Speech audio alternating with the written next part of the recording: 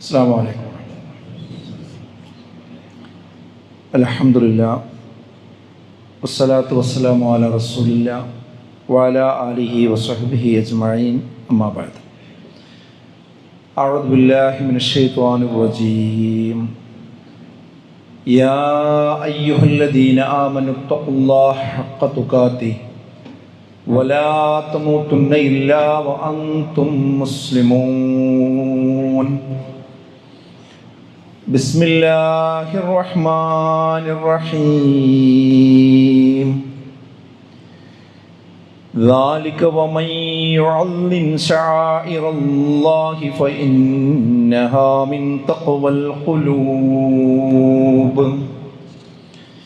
ബഹുമാന്യരായ സത്യവിശ്വാസികളെ, വിശ്വാസികൾ, അള്ളാഹുവിനെ സൂക്ഷിച്ചുകൊണ്ട് അവൻ്റെ വിധി വിലക്കുകൾ ജീവിതത്തിൻ്റെ എല്ലാ മേഖലയിലും എല്ലാ സന്ദർഭത്തിലും പാലിച്ചുകൊണ്ട് ജീവിക്കണമെന്ന് ഏവരെയും ഓർമ്മപ്പെടുത്തുകയാണ്, വസിയത്ത് ചെയ്യുക.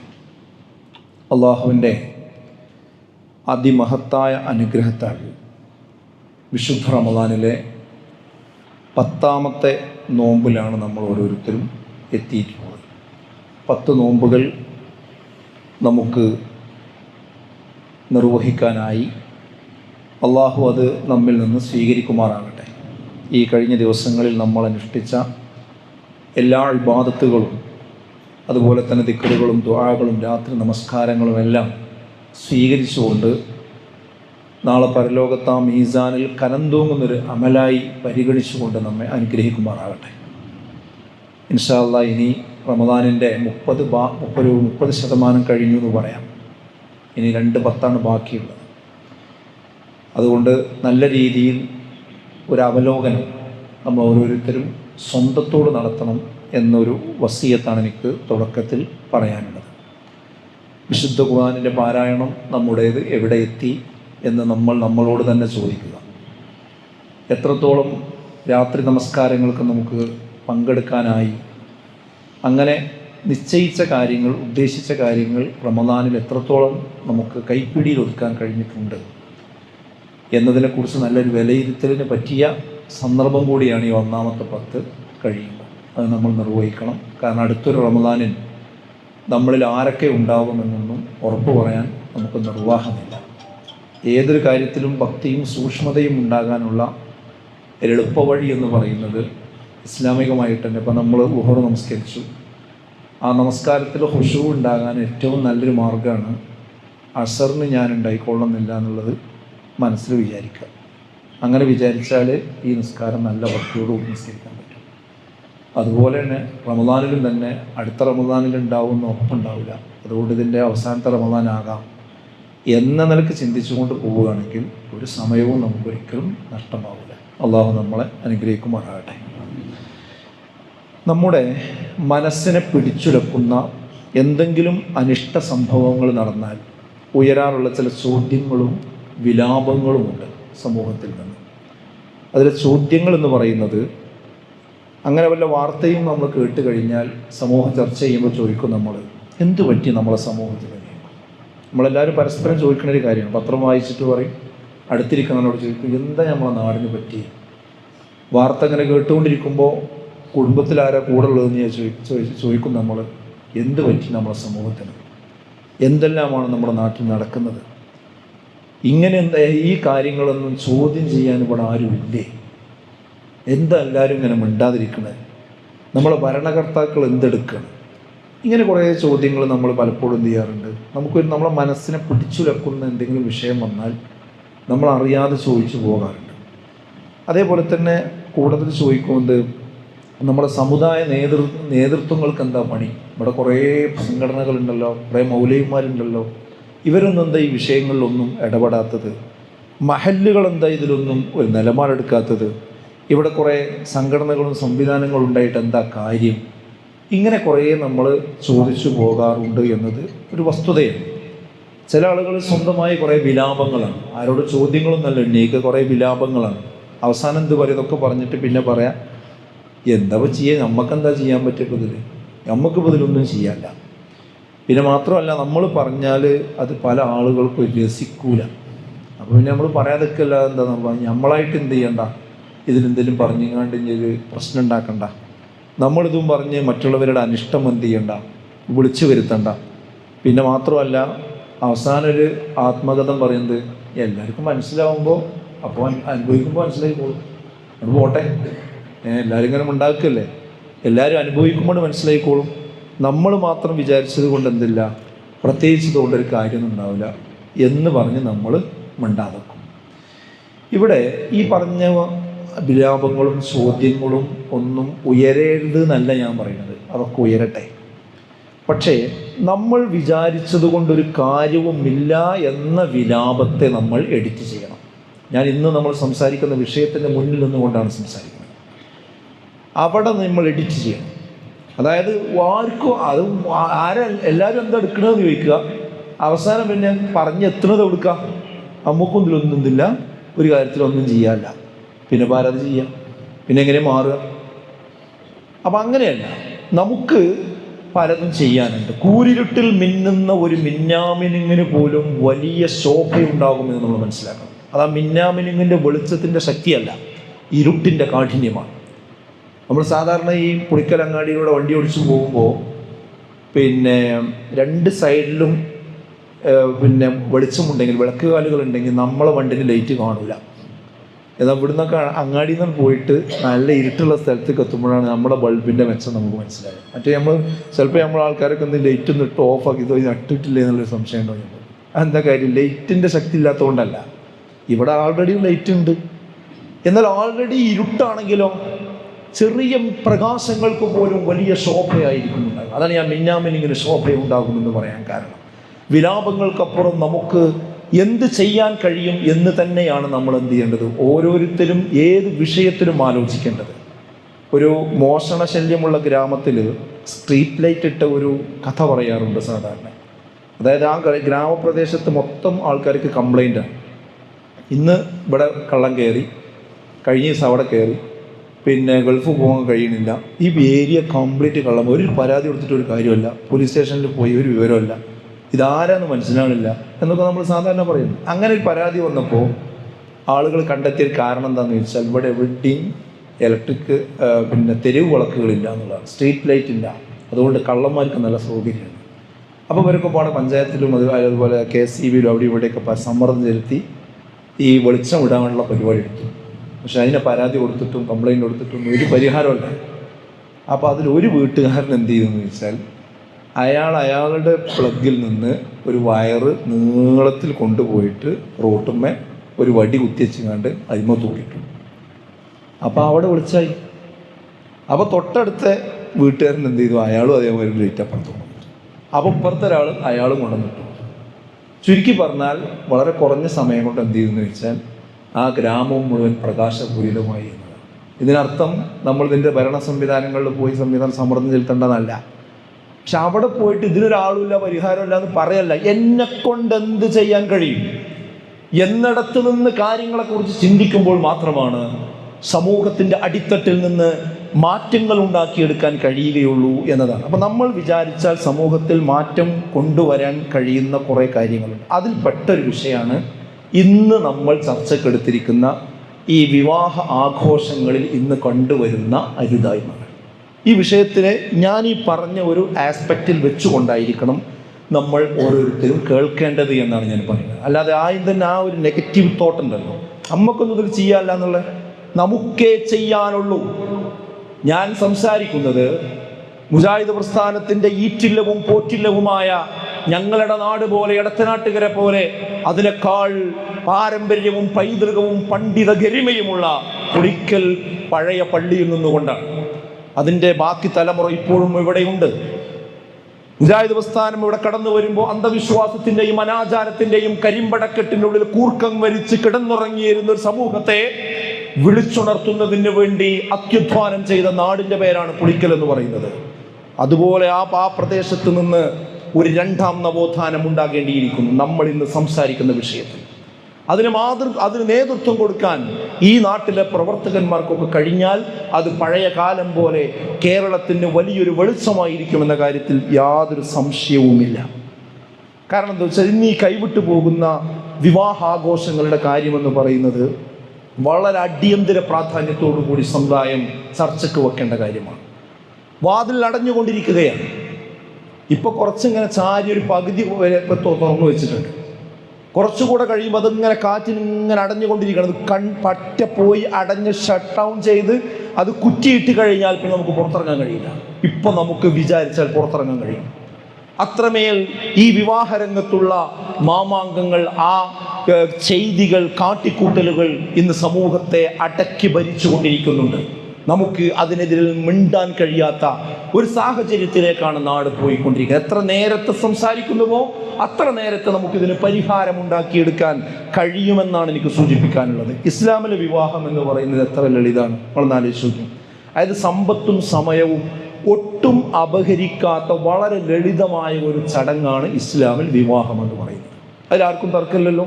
എന്നാൽ ഇന്ന് നാട്ടിൽ നടക്കുന്ന കാര്യങ്ങൾ എന്താണ്? വിവാഹം തീരുമാനിച്ചത് മുതൽ ചടങ്ങുകളുടെ ഒരു ഘോഷയാത്രയാണ് ഇന്ന് നമ്മുടെ സമൂഹത്തിൽ നടന്നുകൊണ്ടിരിക്കുന്നത്. ഇസ്ലാമിൽ ഏട്ടിലുള്ളതും നാട്ടിലുള്ളതും രണ്ടും രണ്ടാണ്.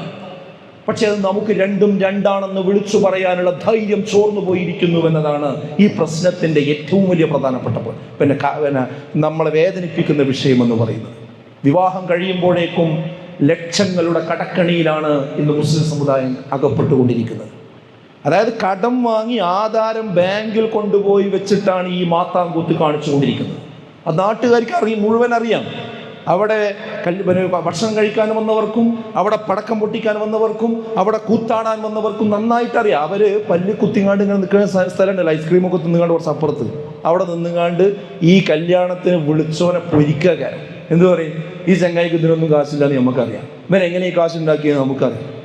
പിന്നെ അവിടുന്ന് കടം വാങ്ങിയാണ്, ഇവിടുന്ന് കടം വാങ്ങിയാണ്, നമ്മളെ തോലിരിച്ചിട്ട് അവിടുന്ന് പോണത്. എന്നാലും വേണ്ടില്ല, എന്തോ ഒരു വ്യാജ അഭിമാനത്തിന് വേണ്ടി എന്തൊക്കെയാണെന്ന് നമ്മുടെ സമുദായം കാട്ടിക്കൂട്ടുന്നത്. എന്താ ചടങ്ങുകളുടെ ഒരു ഘോഷയാത്രയാണ്. മിഠായി നൽകൽ അല്ലേ? മിഠായി എന്ന് വെച്ചാലും പോരാ, ആ മിഠായിൻ്റെ ഒരു ലോഡാണ് എന്ത് ചെയ്യുന്നത്, പോകുന്നത്. ഒരു ലോഡ് സാധനമാണ് പോകുന്നത്. ഇങ്ങനെ വരിക്കിന് അതൊക്കെ റീൽസ് ആക്കുക. അതിനൊക്കെ പ്രത്യേക ക്യാമറാമാൻമാർ ആദ്യം തന്നെ കൊണ്ടുപോകുക. എന്നിട്ട് വിവാഹം ആയിട്ടൊന്നുമില്ല, കണ്ട് പറ്റി എന്നുള്ളത് ബോധ്യപ്പെടുത്താൻ വേണ്ടി ചെയ്യണ പരിപാടിയാണ്. ആദ്യം ഒരു മുട്ടായ്മ തുടങ്ങിയത്. അതിൽ ഒരുപാട് സന്ദേശം നമുക്കുണ്ട്. ഓരോ അരുതായ്മകൾ ഇസ്ലാമിലേക്ക് കടന്നു വരുന്നത് എന്തുകൊണ്ടാണ്? നമ്മൾ ഈ ഫോട്ടോ ഇതിൻ്റെ മുമ്പിൽ തൂക്കാൻ പാടില്ല എന്ന് പറയാൻ കാരണം അത് അവസാനം ആ ആദരവ് അത് ആരാധനയിലേക്ക് മനുഷ്യന്മാരെ എത്തിക്കുമെന്നതുകൊണ്ട് തന്നെയാണ്. അതേപോലെ ഒരു ചെറിയ ഒരു മിഠായിയിൽ നിന്ന് തുടങ്ങി അത് മിഠായിയുടെ ചെറിയ പെട്ടിയായി, അത് വലിയ ബൊക്കയായി, അത് ഇന്ന് വലിയ ഒരു വാഹനത്തിൽ തന്നെ അത് JCBയിലൊക്കെ മൊത്തം കൊണ്ടുവരുന്ന സ്വഭാവത്തേക്ക് കാര്യങ്ങൾ എത്തി എന്നുള്ളത് നിങ്ങൾ ആലോചിച്ച് നോക്കി. പിന്നെ മോതിരടൽ ചടങ്ങെന്ന് കണ്ട് വേറൊരു പരിപാടി. അതുപോലെ അത് കഴിഞ്ഞാൽ പിന്നെ ഏകദേശം അങ്ങോട്ടും ഇങ്ങോട്ടും നടക്കാനായി കഴിഞ്ഞാൽ പിന്നെ മൊബൈലുകൾ കൈമാറലായി. ഈ മൊബൈൽ കൈമാറുക എന്ന് പറഞ്ഞാൽ അതിൻ്റെ അർത്ഥം എന്താ അറിയോ? അന്ന് മുതൽ അവരെല്ലാ അർത്ഥത്തിലും ബന്ധം സ്ഥാപിച്ചു തുടങ്ങിയെന്നാണ് അതിൻ്റെ അർത്ഥം. എനിക്ക് അവിടെ നിക്കാഹിനെ അപ്രസക്തമാക്കുകയാണ്. നിക്കാഹ് കഴിഞ്ഞതിന് ശേഷം മാത്രം നടക്കേണ്ട കാര്യങ്ങൾക്ക് ആദ്യം തന്നെ വാതിൽ തുറന്നു കൊടുക്കുകയാണ്. അതാണ് ആ മൊബൈൽ കൈമാറ്റത്തിലൂടെ നടക്കുന്നത്. സേവ് ദ ഡേറ്റ് എന്ന് പറഞ്ഞ വീഡിയോ ഷൂട്ടിങ്. പിന്നെ കല്യാണത്തിൻ്റെ തൊട്ട് മുമ്പ് കല്യാണം തീരുമാനിച്ചിട്ടേ ഉള്ളൂ. അതെന്നാ 2 മാസം കഴിഞ്ഞിട്ട്. ആ 2 മാസം പിന്നെ രണ്ടാളത്തേക്കും അങ്ങോട്ടും ഇങ്ങോട്ടും ഫോൺ കൈമാറിയ ശേഷം പിന്നെ ഫോട്ടോഗ്രാഫർമാരെ പ്രത്യേകം വിളിച്ച്, വീഡിയോ ആൾക്കാരെ പ്രത്യേകം വിളിച്ച് ഇവർ രണ്ടുപേരെയും ഏതെങ്കിലും തോട്ടത്തേക്കോ അല്ലെങ്കിൽ പാർക്കിലേക്കോ അല്ലെങ്കിൽ നദീതീരത്തിലേക്കോ കൊണ്ടുപോയി പിന്നെ ഇയാൾ പറയുന്നത് പോലെ ഇവരെ അഭിനയിച്ചു കൊണ്ടിരിക്കണം. ആ അഭിനയം എന്ന് പറഞ്ഞാൽ ദേഹത്ത് തൊടുക മാത്രമല്ല, കെട്ടിപ്പിടിക്കുന്നു, കിസ് ചെയ്യുന്നു. അത് ചെയ്യുന്നു എന്ന് മാത്രമല്ല, അത് ചെയ്ത് അതിൻ്റെ ഏറ്റവും കണ്ണായ ഭാഗം കട്ട് ചെയ്തെടുത്ത് സേവ് ദ ഡേറ്റ് എന്നും പറഞ്ഞ് അത് സ്റ്റാറ്റസ് ആക്കുന്നു. ആ സ്റ്റാറ്റസ് വാപ്പയും ഉമ്മയും വരെ അത് ഷെയർ ചെയ്യുന്നു. എന്താണ് ഈ തോന്നിയാസല്ലേ ഷെയർ ചെയ്തുകൊണ്ടിരിക്കുന്നത്? അവിടെ ഒരു മനുഷ്യൻ എഴുന്നേറ്റ് നിന്നുകൊണ്ട് നിക്കാഹ് കഴിയാതെ ഈ കുട്ടിയെ സ്പർശിക്കാൻ, അവളെ കെട്ടിപ്പിടിക്കാൻ, അവളെ ഉമ്മ വെക്കാൻ നിങ്ങൾക്ക് എന്തുണ്ട് എന്ന് ചോദിക്കുവാനുള്ള ചങ്കൂറ്റം ഇന്ന് നമ്മുടെ സമുദായത്തിൽ നഷ്ടപ്പെട്ടു പോയി എന്ന് പറയുമ്പോൾ വലിയ വില നമ്മൾ നൽകേണ്ടി വരുമില്ല. പടച്ചോന്റെ ശിക്ഷ ഏത് രൂപത്തിൽ വരുമെന്നത് കാര്യഗൗരവത്തോടു കൂടി നമ്മൾ ആലോചിക്കേണ്ടതുണ്ട്. പിന്നെ പ്രൊമോ വീഡിയോയുടെ ഒരു ഷൂട്ടിംഗാണ്. പിന്നെ സിനിമയെ വെല്ലുന്ന രീതിയിലാണ്. പിന്നെ ഇതൊക്കെ കല്യാണത്തിന് മുമ്പ് നടക്കുന്ന കാര്യങ്ങളാണ്. ഈ വ്യഭിചാരത്തിനാണോ നമ്മളെ ക്ഷണിക്കുന്നത്? നമുക്ക് അയച്ചു തരുന്നത് എല്ലാ കുടുംബങ്ങൾക്കും, അമ്മായിക്കും, മൂത്താപ്പാക്കും എല്ലാവർക്കും അയച്ചു കൊടുക്കണത് ഈ സാധനം അയച്ചു കൊടുക്കുക. നിങ്ങൾ കല്യാണത്തിന് വരണം. ഇത് കഴിഞ്ഞിട്ടുണ്ട് എന്നുണ്ടെങ്കിൽ ഞാൻ അങ്ങനെ എവിടെയും കണ്ടാൽ നിങ്ങൾ കല്യാണം കഴിഞ്ഞ് എന്തിനാ കല്യാണത്തിന് വരുന്നതെന്ന് ചോദിക്കുന്നത്. കല്യാണം കഴിഞ്ഞിട്ട് കാണേണ്ട കാര്യങ്ങളാണ് അതിനു മുമ്പ് തന്നെ നടന്നുകൊണ്ടിരിക്കുന്നത്. പിന്നെ മഞ്ഞ കല്യാണം, ഇതിൻ്റെ കൂടെ നടക്കുന്ന സംഗതികളാണ്. Haldi, mehndi, bride to be, destination wedding, അതേപോലെ തന്നെ JCBയിലും വാഴ വെച്ച ഓട്ടോറിക്ഷയിലും ശവപ്പെട്ടിയിലും വരെ വധൂവരന്മാരെ കൊണ്ടുവരുന്ന യാത്ര, തലേന്ന് സംഘം ചേർന്ന് മദ്യപിച്ചുള്ള DJ പാർട്ടികൾ, വളരെ ദൂരെ നിന്ന് വധൂവരന്മാരെ റോഡിലൂടെ നടത്തിക്കൊണ്ട് പടക്കം പൊട്ടിച്ചുകൊണ്ട് ബാൻഡ് മേളം കൊട്ടിക്കൊണ്ട് വീടുകളിലേക്ക് ആനയിക്കുന്ന സ്വഭാവങ്ങൾ, ആ സമയത്ത് പ്രത്യേകമായ കളറുകൾ വാരിയെറിഞ്ഞുകൊണ്ട് ആ അന്തരീക്ഷത്തിൽ മായാജാലങ്ങൾ സൃഷ്ടിക്കുക, വിവാഹ സദസ്സുകളിൽ അവസാനം പല്ലക്ക് വരുന്ന സ്വഭാവങ്ങൾ ഉണ്ടാകുന്നു. നമ്മൾ വിവാഹത്തിന് ഒരു വേദിയിൽ പോയി കഴിഞ്ഞാൽ ശരിക്കും ഇത് വിവാഹത്തിനാണോ വന്നത്, ഗാനമേളക്കാണോ വന്നത്, DJ പാർട്ടിക്കാണോ വന്നത് എന്ന ആശയക്കുഴപ്പം തോന്നുന്ന കോലത്തിലാണ് ഉണ്ടാകുക. ഇങ്ങനെ നല്ലൊരു എല്ലാവരും ഇവിടെ മൗലവിമാരും ഒക്കെ അവിടെ വന്ന് ഖുതുബയും കാര്യങ്ങളൊക്കെ കഴിഞ്ഞാൽ അതൊരു സെക്ഷൻ. അപ്പം എന്താ, അതെല്ലാവർക്കും കൂടെ രസം. അത് അങ്ങനെ ദീനിയായി കുറച്ച് ചിന്തിക്കുന്ന ആൾക്കാർക്കൊക്കെ ആ സമയത്താണ് എന്ത്, അവരെ പ്രത്യേക ആ സമയത്തൊക്കെ ക്ഷണിക്കുക. അവർക്ക് അത് അന്ന് ആ സമയത്ത് ഒരു അനക്കം ഉണ്ടാവില്ല, എവിടെ ഉണ്ടാവില്ല, ഒക്കെ ഭയങ്കര നീറ്റായി, ഒരു പ്രശ്നം ഉണ്ടാവില്ല. അത് അങ്ങനെ പ്രസംഗമൊക്കെ ആ പ്രസംഗത്തിൽ വളരെ ഭംഗിയായി പറഞ്ഞിട്ടുണ്ടാവും. എന്താണ് ഇസ്ലാമിലെ നിയമം, എന്താണ് ഇസ്ലാമിലെ വിവാഹം, ഈ ഇസ്ലാമിലെ വിവാഹത്തിൻ്റെ ദൂർത്തിനെ പറ്റിയും ഈ അരുതായ്മകളെ കുറിച്ചൊക്കെ അവിടെ പ്രസംഗിച്ചിട്ടുണ്ടാവും. അതൊക്കെ കേട്ടിട്ടുണ്ടാവും. എന്നിട്ട് അതൊക്കെ കഴിഞ്ഞ് അവിടുന്ന് ഇങ്ങനെ ഇറങ്ങി ഇവരൊക്കെ ഭക്ഷണം കഴിച്ച് അവിടുന്ന് മെല്ലെ പോയി എന്ന് ഉറപ്പ് വന്നു കഴിഞ്ഞാൽ പിന്നെ ഇതിൻ്റെ സ്വഭാവം മൊത്തം ഇങ്ങോട്ട് മാറും. ഞാനിതൊരു സങ്കല്പത്തിൽ നിന്നുകൊണ്ട് പറയുകയല്ല, ഒരു ഉട്ടോപ്പിയ പറയുകയല്ല, അനുഭവത്തിൽ നിന്ന് പറയുകയാണ്. അതായത് നിക്കാഹുകൾക്ക് ചെല്ലണ സമയത്ത് നമ്മൾ പറയുമെന്ത്, ഖുതുബ നടത്തുന്നതിന് മുമ്പ് പറയുമെന്ത്, ഇത് അങ്ങനെ ഇങ്ങനെയൊക്കെയുള്ള കല്യാണം നമ്മൾ വരില്ല, നമ്മൾ വരില്ല, നിക്കാഹ് നടത്താൻ കഴിയൂല, അതൊന്നും ഉണ്ടാവില്ല, അത് ഉണ്ടാവൂല എന്ന് പറഞ്ഞിട്ടാണ് പിന്നെ പോണത്. എന്നിട്ടോ ഞാൻ ഇന്ന് ഓർക്കുന്നുണ്ട്, അത് നിക്കാഹ് ഒക്കെ കഴിഞ്ഞ് അവിടുന്ന് ഭക്ഷണം കഴിച്ച് ഇറങ്ങി വണ്ടി എടുത്തപ്പോൾ എൻ്റെ അടുത്ത് 2-3 കുട്ടികൾ വന്നു. അപ്പോൾ ഞാൻ പഠിപ്പിച്ച കുട്ടികളാണ്, സ്കൂളിൽ പഠിപ്പിച്ച കുട്ടികളാണ്. അപ്പോൾ അവർ പറഞ്ഞു, സാർ ഞങ്ങളെ വീട് ഇതിൻ്റെ തൊട്ടപ്പുറത്താണ്, നിങ്ങൾ ഏതായാലും ഇവിടെ വന്നതല്ലേ, ഇവിടെ നിന്ന് കയറി പോകണമെന്ന് പറഞ്ഞു. അപ്പോൾ അതെനിക്കും സന്തോഷമായി, കുട്ടികളല്ലേ. അപ്പോൾ ഞാൻ അവരെ കൂടെ എന്ത് ചെയ്തു, അപ്പോൾ അവർ വണ്ടി കയറി ഇങ്ങനെ വന്ന് അവരെ വീടിൻ്റെ ഉമ്മരത്ത് വന്ന് വീട്ടിൽ കയറി. അപ്പോൾ ഈ ഓഡിറ്റോറിയത്തിൻ്റെ പ്രത്യേകത എന്താ വെച്ചാൽ ഇവരെ വീട്ടിൽ കുറച്ച് വളഞ്ഞു പോകണം, പക്ഷെ വളഞ്ഞു പോയാലും അവസാനം എത്ര തന്നെ ഈ ഓഡിറ്റോറിയത്തിൻ്റെ ബാക്കിൽ അവിടെയാണ് വീട്. അവിടെ ഇവർ ഒരു വെള്ളമൊക്കെ നിന്ന് കുടിച്ചുകൊണ്ടിരിക്കുന്ന സമയത്ത് നോക്കുമ്പോൾ ആ ഓഡിറ്റോറിയം പുഴങ്ങണ കോലത്തിലാണ് അവിടെ പിന്നെ പരിപാടി. അപ്പം എന്താ സംഭവം, നമ്മൾ അവിടുന്ന് പോയിന്ന് കഴിഞ്ഞാൽ പിന്നെ അങ്ങനെ തുടങ്ങിയല്ലേ, എന്തിനാണ് എന്തിനത് രണ്ടും പാടെ, അത് മാത്രം പോരെ, ഇത് ഒറ്റപ്പെട്ട സംഭവമല്ല. എത്ര രക്ഷിതാക്കൾ മുഖം പൊത്തി കണ്ട് അപ്പുറത്ത് പോയി കരയണ അവസ്ഥ ഉണ്ടായിട്ടുണ്ട് ഇതിൻ്റെ പേരിൽ. എന്നിട്ട് ചോദിക്കുമ്പോൾ അന്വേഷിക്കുമ്പോൾ പറയല്ല ഞാൻ അറിയില്ല, അത് കുട്ടികൾ ഏർപ്പാട് ചെയ്തത്, അത് ഒരു ടീം കോളേജിൽ നിന്ന് വന്നിട്ടുണ്ട്, ഏർപ്പാടാക്കി, ഓലാണ് ആ ഇവന്റ് ടീമിനെ ഏൽപ്പിച്ചത്, പിന്നെ പറയുന്ന മാതിരി നടന്നു. പിന്നെന്താ കേട്ടോ, വേറെ സ്ഥലത്ത് ചെന്നപ്പോൾ കണ്ടത് എന്താണെന്ന് വെച്ചാൽ ഇതിന് കഴിഞ്ഞ് എല്ലാവരും ഇറങ്ങിയപ്പോൾ മറ്റേ കോണിമ്മ കൂടി ഒരു പെൺകുട്ടി, ഒരു മോഡേൺ ഗേൾ അവിടെ കയറി വന്നിട്ട് മൈക്കും പിടിച്ചിട്ട് ഹേ ഗേയ്സ് എന്ന് പറഞ്ഞിട്ട് വന്നിട്ട് എല്ലാവരും വരുന്നൊക്കെ അടിച്ചു പൊളിക്കുകയല്ലേ ചോദിച്ചാൽ, ആരോടെ ഈ അടിച്ചു പൊളിക്കുക എന്ന് പറയുന്നത്? ഈ സാധുക്കളായി വിളിച്ചു വരുത്തിയ മനുഷ്യന്മാരവിടെ ഇരിക്കുന്നുണ്ട്. അവിടെ വല്യപ്പുണ്ട്, സ്ട്രോക്കുള്ള മനുഷ്യന്മാരുണ്ട്, ഷുഗറുള്ള ആൾക്കാരുണ്ട്, എന്തൊക്കെ ബുദ്ധിമുട്ടുള്ള മനുഷ്യന്മാരുണ്ട് അവിടെ. ഇവരുടെ ക്ഷണം കേട്ടിട്ട് എൻ്റെ മകനല്ലേ, മകളല്ലേ, അല്ലെങ്കിൽ എൻ്റെ അടുത്ത ബന്ധത്തിൽപ്പെട്ട ആളല്ലേ, ആ കല്യാണത്തിന് പോകണ്ടേ, കുടുംബ ബന്ധം പുലർത്തേണ്ടതെന്ന് വിചാരിച്ച് വരുന്നതാണ്. ജീവിതത്തിൽ ഇങ്ങനെയുള്ള ആറാട്ടും പരിപാടിക്കും പോകാത്ത കാണാത്ത മനുഷ്യന്മാരാണ്. അവരെ ഇത് പറഞ്ഞ് വിളിച്ചു വരുത്തിയിട്ട് അതിൻ്റെ മുമ്പിൽ ഇങ്ങനത്തെ ആളുകളെ കൊണ്ടുവന്ന് ഈ രീതി എന്നിട്ട് പിന്നെ ലൈറ്റ് ആൻഡ് ഓഫ് ആകുക, ഒരു പോകാണ്ട് വരികയാണ്. ഇവിടെ ഓരോരുത്തരുടെ ടീമായിട്ട് കയറുക, എന്നിട്ടുണ്ട് ആറാട്. ഞാൻ പറയുന്നത് ആറാടിക്കോട്ടെ, എന്തിനാണ് ഇത് പറ്റാത്ത ആൾക്കാരേക്ക് വിളിച്ചു വരുത്തി അപമാനിക്കുന്നത്? എന്തിനാണ് ഇത് അവസാനിപ്പിക്കണ്ടേ? നമ്മൾ ഇത് പറഞ്ഞാൽ ഞാനിവിടെ പറയുമ്പോൾ എനിക്ക് പരിക്കുണ്ടാകും, ഇത് നിങ്ങൾ സംഘടിക്കുമ്പോൾ നിങ്ങൾക്ക് പരിക്കുണ്ടാകും. അങ്ങനത്തെ കുറച്ച് പരിക്ക് നമ്മൾ ഏറ്റെടുക്കാൻ തയ്യാറായിട്ടില്ലെങ്കിൽ എഴുതി വെച്ചോളൂ, അടുത്ത സമീപ ഭാവിയിൽ ഈ കല്യാണങ്ങൾക്ക് തന്നെ പോകാൻ കഴിയാത്തൊരു സാഹചര്യം ഉണ്ടാകും. ഞാൻ അതിന് ശേഷം ചെയ്യാറുള്ളത് എന്താണെന്ന് വെച്ചാൽ, കല്യാണത്തിന് പോകുമ്പോൾ വിളിച്ചു നോക്കുന്നു അവിടെ എന്താ അവസ്ഥ, ഈ ജാതി മാത്താങ്കൂത്താൻ പോലില്ല. ഇതൊരു ചെറിയ വിഷയമല്ലാന്ന് ഞാൻ പറയുന്നത്. പിന്നെ ഇത് കഴിഞ്ഞ് പോയാൽ ഒരു പുക ഇങ്ങനെ വരിക, പുക വന്നതിൻ്റെ ഉള്ളിൽ കൂടെ ഒരു പല്ലക്ക് വരിക, പിന്നെ എല്ലാവരും അവിടെ കളിച്ചും കണ്ടതിന് മുകളിൽ കയറുക. ഇവിടെ ഇസ്ലാമികമായി എന്തെല്ലാം കാര്യങ്ങളാണ് അവിടെ ചവിട്ടിയരച്ചുകൊണ്ടിരിക്കുന്നത്. വൃദ്ധരും കുട്ടികളും രോഗികളും വരെ ഞെട്ടിത്തരിച്ചു പോകുന്ന ആഘാതശേഷിയുള്ള ശബ്ദഘോഷങ്ങൾ കൊണ്ട് ഇന്ന് കല്യാണ വീടുകൾ മുഖരിതരാണ്. ഈ കല്യാണത്തിന് കൂടുക എന്ന് പറഞ്ഞാൽ എന്താ പറയുക, ഏറ്റവും കിട്ടണൊരു വലിയൊരു ഉപകാരമാണ് എന്താ അറിയും, പണ്ട് കണ്ട മനുഷ്യന്മാരെ കാണാമെന്നുള്ളത്, കുറേ കുടുംബക്കാരെ കാണാമെന്നുള്ളത്, പ്രായമുള്ള മനുഷ്യന്മാരെ കാണാൻ സംസാരിക്കാമെന്നുള്ളത്. നടക്കൂല ഇങ്ങനത്തെ കല്യാണത്തിന് പോയാലും. കാരണം എന്താ, അല്ലെങ്കിൽ തന്നെ പ്രായമായ കുറേ ആൾക്കാർക്ക് ചെവി പതുക്കിയിട്ടുണ്ടാവും. അല്ല എന്തൊക്കെയാണ് മൂത്തമ്മ വർത്താനം, എന്താ അളാപ്പ വർത്താനം എന്ന് ചോദിക്കുമ്പോൾ കുട്ടി എനിക്ക് കേൾക്കണില്ല, ഈ ഒച്ച കൊണ്ട് കേൾക്കണില്ല. എന്നിട്ട് എന്താ ചെയ്യുക, എന്നിട്ട് അവിടെ നിന്ന് ഇറങ്ങിപ്പോയി വല്ല വാഴത്തോട്ടത്തിലോ ഈ ഒച്ച കേൾക്കാത്തോടത്തേക്ക് പോകണം. എന്നിട്ട് എവിടെയെങ്കിലും വല്ല പൊരി വെയിലത്തും പോയി നിങ്ങൾ എന്തിനാ അങ്ങനത്തെ ഇറങ്ങറുണ്ടാക്കുന്നത്? ഇതെന്താ നമുക്ക് മനസ്സിലാകാത്തത്? ഇപ്പം നിങ്ങൾ നാളെ പിന്നെ കണ്ണൂർ കണ്ടില്ല, പടക്കം പൊട്ടിച്ചിട്ട് അയൽപ്പക്കത്ത് ഒരു മാസം തികയാത്ത കുട്ടി ICUവിൽ അഡ്മിറ്റ് ചെയ്ത ഒരു വാർത്ത വന്നു. അതായത് ഒരു വീട്ടിൽ രാത്രി കല്യാണത്തലേം ചെറുക്കന്മാർ പിന്നെ പടക്കം പൊടിച്ചു. ആ ശബ്ദത്തിൻ്റെ പിന്നെ പ്രകമ്പനം കൊണ്ട് അടുത്ത ദിവസം പ്രസവിച്ചൊരു കുട്ടി നീല കളറായി മാറിയത്. നീല കളറായി ആ ശബ്ദം കേട്ടിട്ടുണ്ട്. ആ കുട്ടീനെ എന്ത് ചെയ്തു, ICU കൊണ്ട് അഡ്മിറ്റ് ചെയ്തു. വാർത്ത വന്നതാണ്, നിങ്ങൾ ശ്രദ്ധിച്ചിട്ടുണ്ടാവും. ഈ വഷളത്തരം നമ്മുടെ മഹല്ലിൽ ഉണ്ടാവില്ല എന്ന് തീരുമാനിക്കാൻ കഴിയണമെങ്കിൽ മഹല്ലിലെ ഓരോ കുടുംബങ്ങളും അതിൽ തീരുമാനമെടുക്കണമെന്ന് ഞാൻ പറയുന്നത്. ഞാൻ നേരത്തെ തുടക്കത്തിൽ പറഞ്ഞില്ല, ഇതിലെന്താ നമുക്ക് ചെയ്യാനുള്ളത്, നമുക്ക് ഓരോരുത്തർക്കും ചെയ്യാണ്ട് ഓരോ തറവാട്ടുകാർ തീരുമാനമെടുക്കും. അപ്പോൾ ഈ പുളിക്കലങ്ങാടി എടുത്ത് നോക്കിക്കഴിഞ്ഞാൽ ഏറി വന്ന ഒരു 10-25 തറവാട്ടുകാരെ ഉണ്ടാവുള്ളൂ. ബാക്കിയൊക്കെ അതിൻ്റെ ഉൾപ്പിരിവുകളാണ് ഉണ്ടാകും.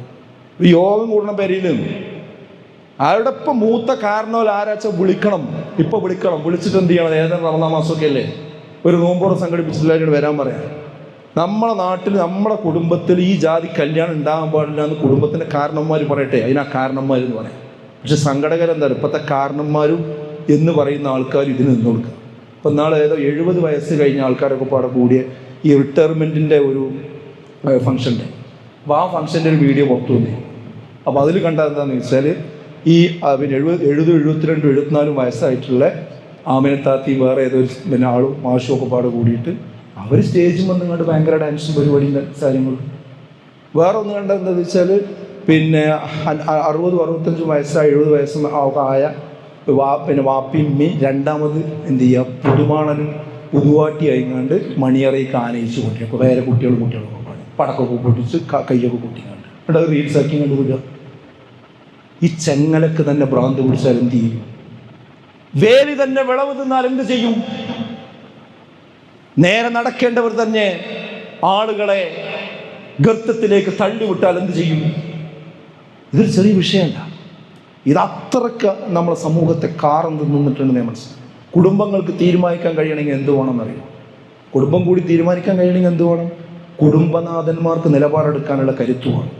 കുടുംബനാഥന്മാർക്ക് നിലപാടെടുക്കാൻ കഴിയണമെങ്കിൽ ഓരോ കുടുംബാംഗങ്ങളും അതിനോട് ഒട്ടി നിൽക്കാൻ സഹായിക്കേണ്ടതുണ്ട്. ചില വാപ്പാർ പറയുന്നത് എനിക്കിതൊന്നും താല്പര്യമില്ല, പക്ഷെ കുട്ടികളല്ലേ, പുതിയ കാലല്ലേ, നമ്മളെന്താ ചെയ്യുക? കുട്ടികൾക്ക് നമ്മൾ അവർക്കൊരു സന്തോഷമുള്ള സമയത്ത് ഇപ്പം നമ്മളതിനെതിരെ നിങ്ങാണ്ട് എന്ത് ചെയ്യേണ്ട, സ്വീപാകണ്ട. ഈ ഒരു തീരുമാനത്തിലാണ് അവസാനം എത്തുന്നത്. അതിനെ വളരെ ആദരവോട് കൂടി കാണാൻ ഞാൻ പറയുന്നു. ഈ പിന്നെ ഇസ്ലാം വെച്ചിരിക്കുന്ന ഈ പിന്നെ ഒരു പവിത്രത ഉണ്ടല്ലോ, വിവാഹത്തിൻ്റെ പവിത്രത, അത് നമുക്ക് പാലിക്കണമെന്ന് തോന്നണില്ലെങ്കിൽ നമ്മൾ മനസ്സിലാക്കേണ്ട പോയിന്റ് എന്താ അറിയോ, നമ്മളെ മനസ്സിൽ നിന്ന് നമ്മളറിയാതെ ഇസ്ലാമിനോടുള്ള ആ ഒരു മഹബത്തുണ്ടല്ലോ, ആ ഒരു സ്നേഹം, അത് ചോർന്നു പോയിട്ടുണ്ട്. നമ്മൾ ഈമാനിന് കാര്യമായ തകരാറ് പറ്റിയിട്ടുണ്ട്. അത് നമുക്ക് മനസ്സിലായിട്ടില്ല എന്നുള്ളതാണ്. ഞാനൊരു എക്സാമ്പിൾ പറഞ്ഞുതരാം.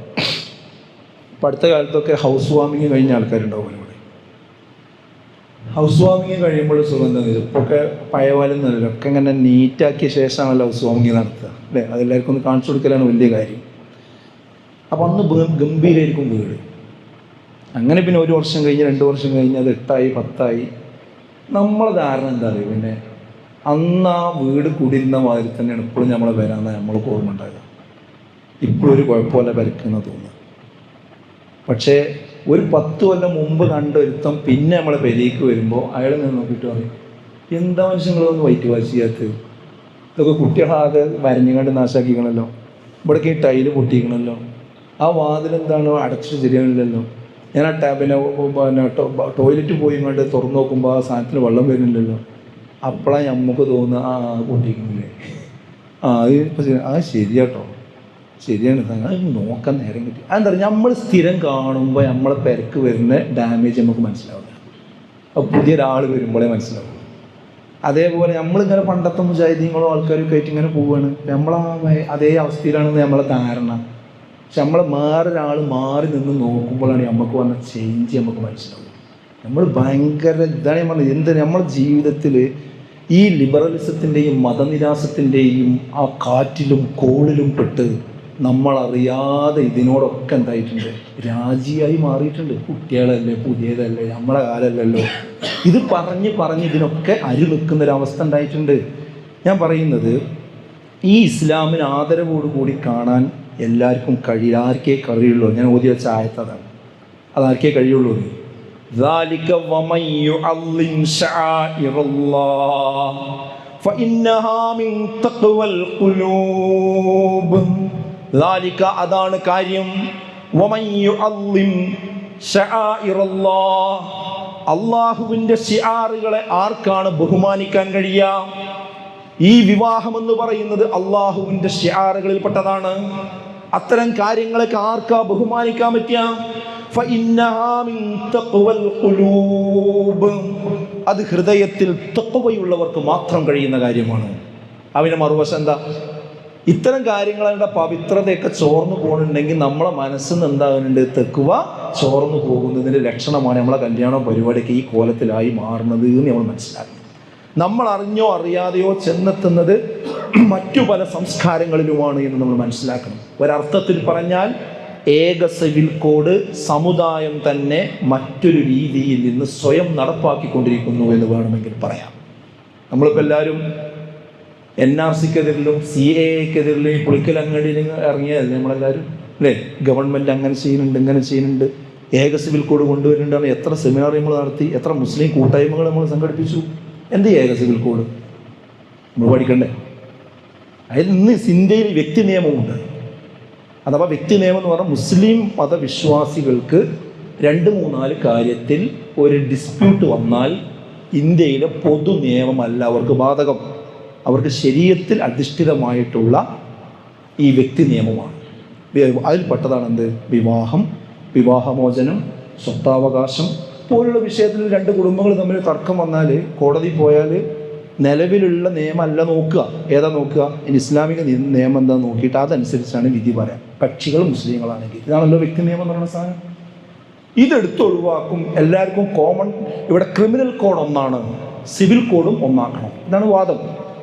ആ സിവിൽ കോഡ് ഒന്നാക്കുന്നതിൻ്റെ ഭാഗമായിട്ടാണ് ഇവിടെ ഇപ്പോൾ നിയമനിർമ്മാണം കാര്യങ്ങൾ കൊണ്ടുവന്നത്. അതിനെതിരെയാണ് നമ്മൾ എന്ത് ചെയ്യുന്നത്? പ്രവർത്തിക്കും. പക്ഷെ നമ്മളതിനെതിരെ മുദ്രാവാക്യം വിളിക്കും, പ്രവർത്തനം നടത്തും, മീറ്റിംഗ് നടത്തും, പത്രസമ്മേളനം നടത്തും, നമ്മളെ പെരിയിൽ നടപ്പാക്കുകയും ചെയ്യും. അതായത് വേറെയുള്ള കല്യാണത്തിന് എന്തൊക്കെയുള്ളത് വെച്ചാൽ അതൊക്കെ ഇവിടെ ഉണ്ടാകില്ലേ ഇപ്പോൾ, അല്ലേ? ആ മാല കെട്ടലും, ആ പാല് കൊടുക്കലും, ആ ഇറങ്ങിപ്പോകലും, ആ കെട്ടിപ്പിടിക്കലും, ആ കിസ് ചെയ്യലും, അത് നിക്കാഹിന് മുമ്പാണോ ശേഷമാണോ ഒന്നൊരു വ്യത്യാസമില്ലല്ലോ. വേഷത്തിലൊരു വ്യത്യാസമുണ്ടോ? അന്ന് വരെ ആ കുട്ടി ഇസ്ലാമികമായ മഫ്തയും മറ്റ് സംവിധാനങ്ങളൊക്കെ ഇട്ട കുട്ടിയതാ 4 ആൾ നോക്കണമെന്ന് അവളതൊക്കെ അയച്ചിങ്ങാണ്ട് എന്ത് ചെയ്യാണ്, വേറൊരു കോലത്തിൽ മാറിയിട്ടുണ്ട് വരില്ലേ. ബ്യൂട്ടി പാർലറിൽ പോയി വരി നിൽക്കണം എല്ലാവരും അവിടെ കൂടിയിട്ട്.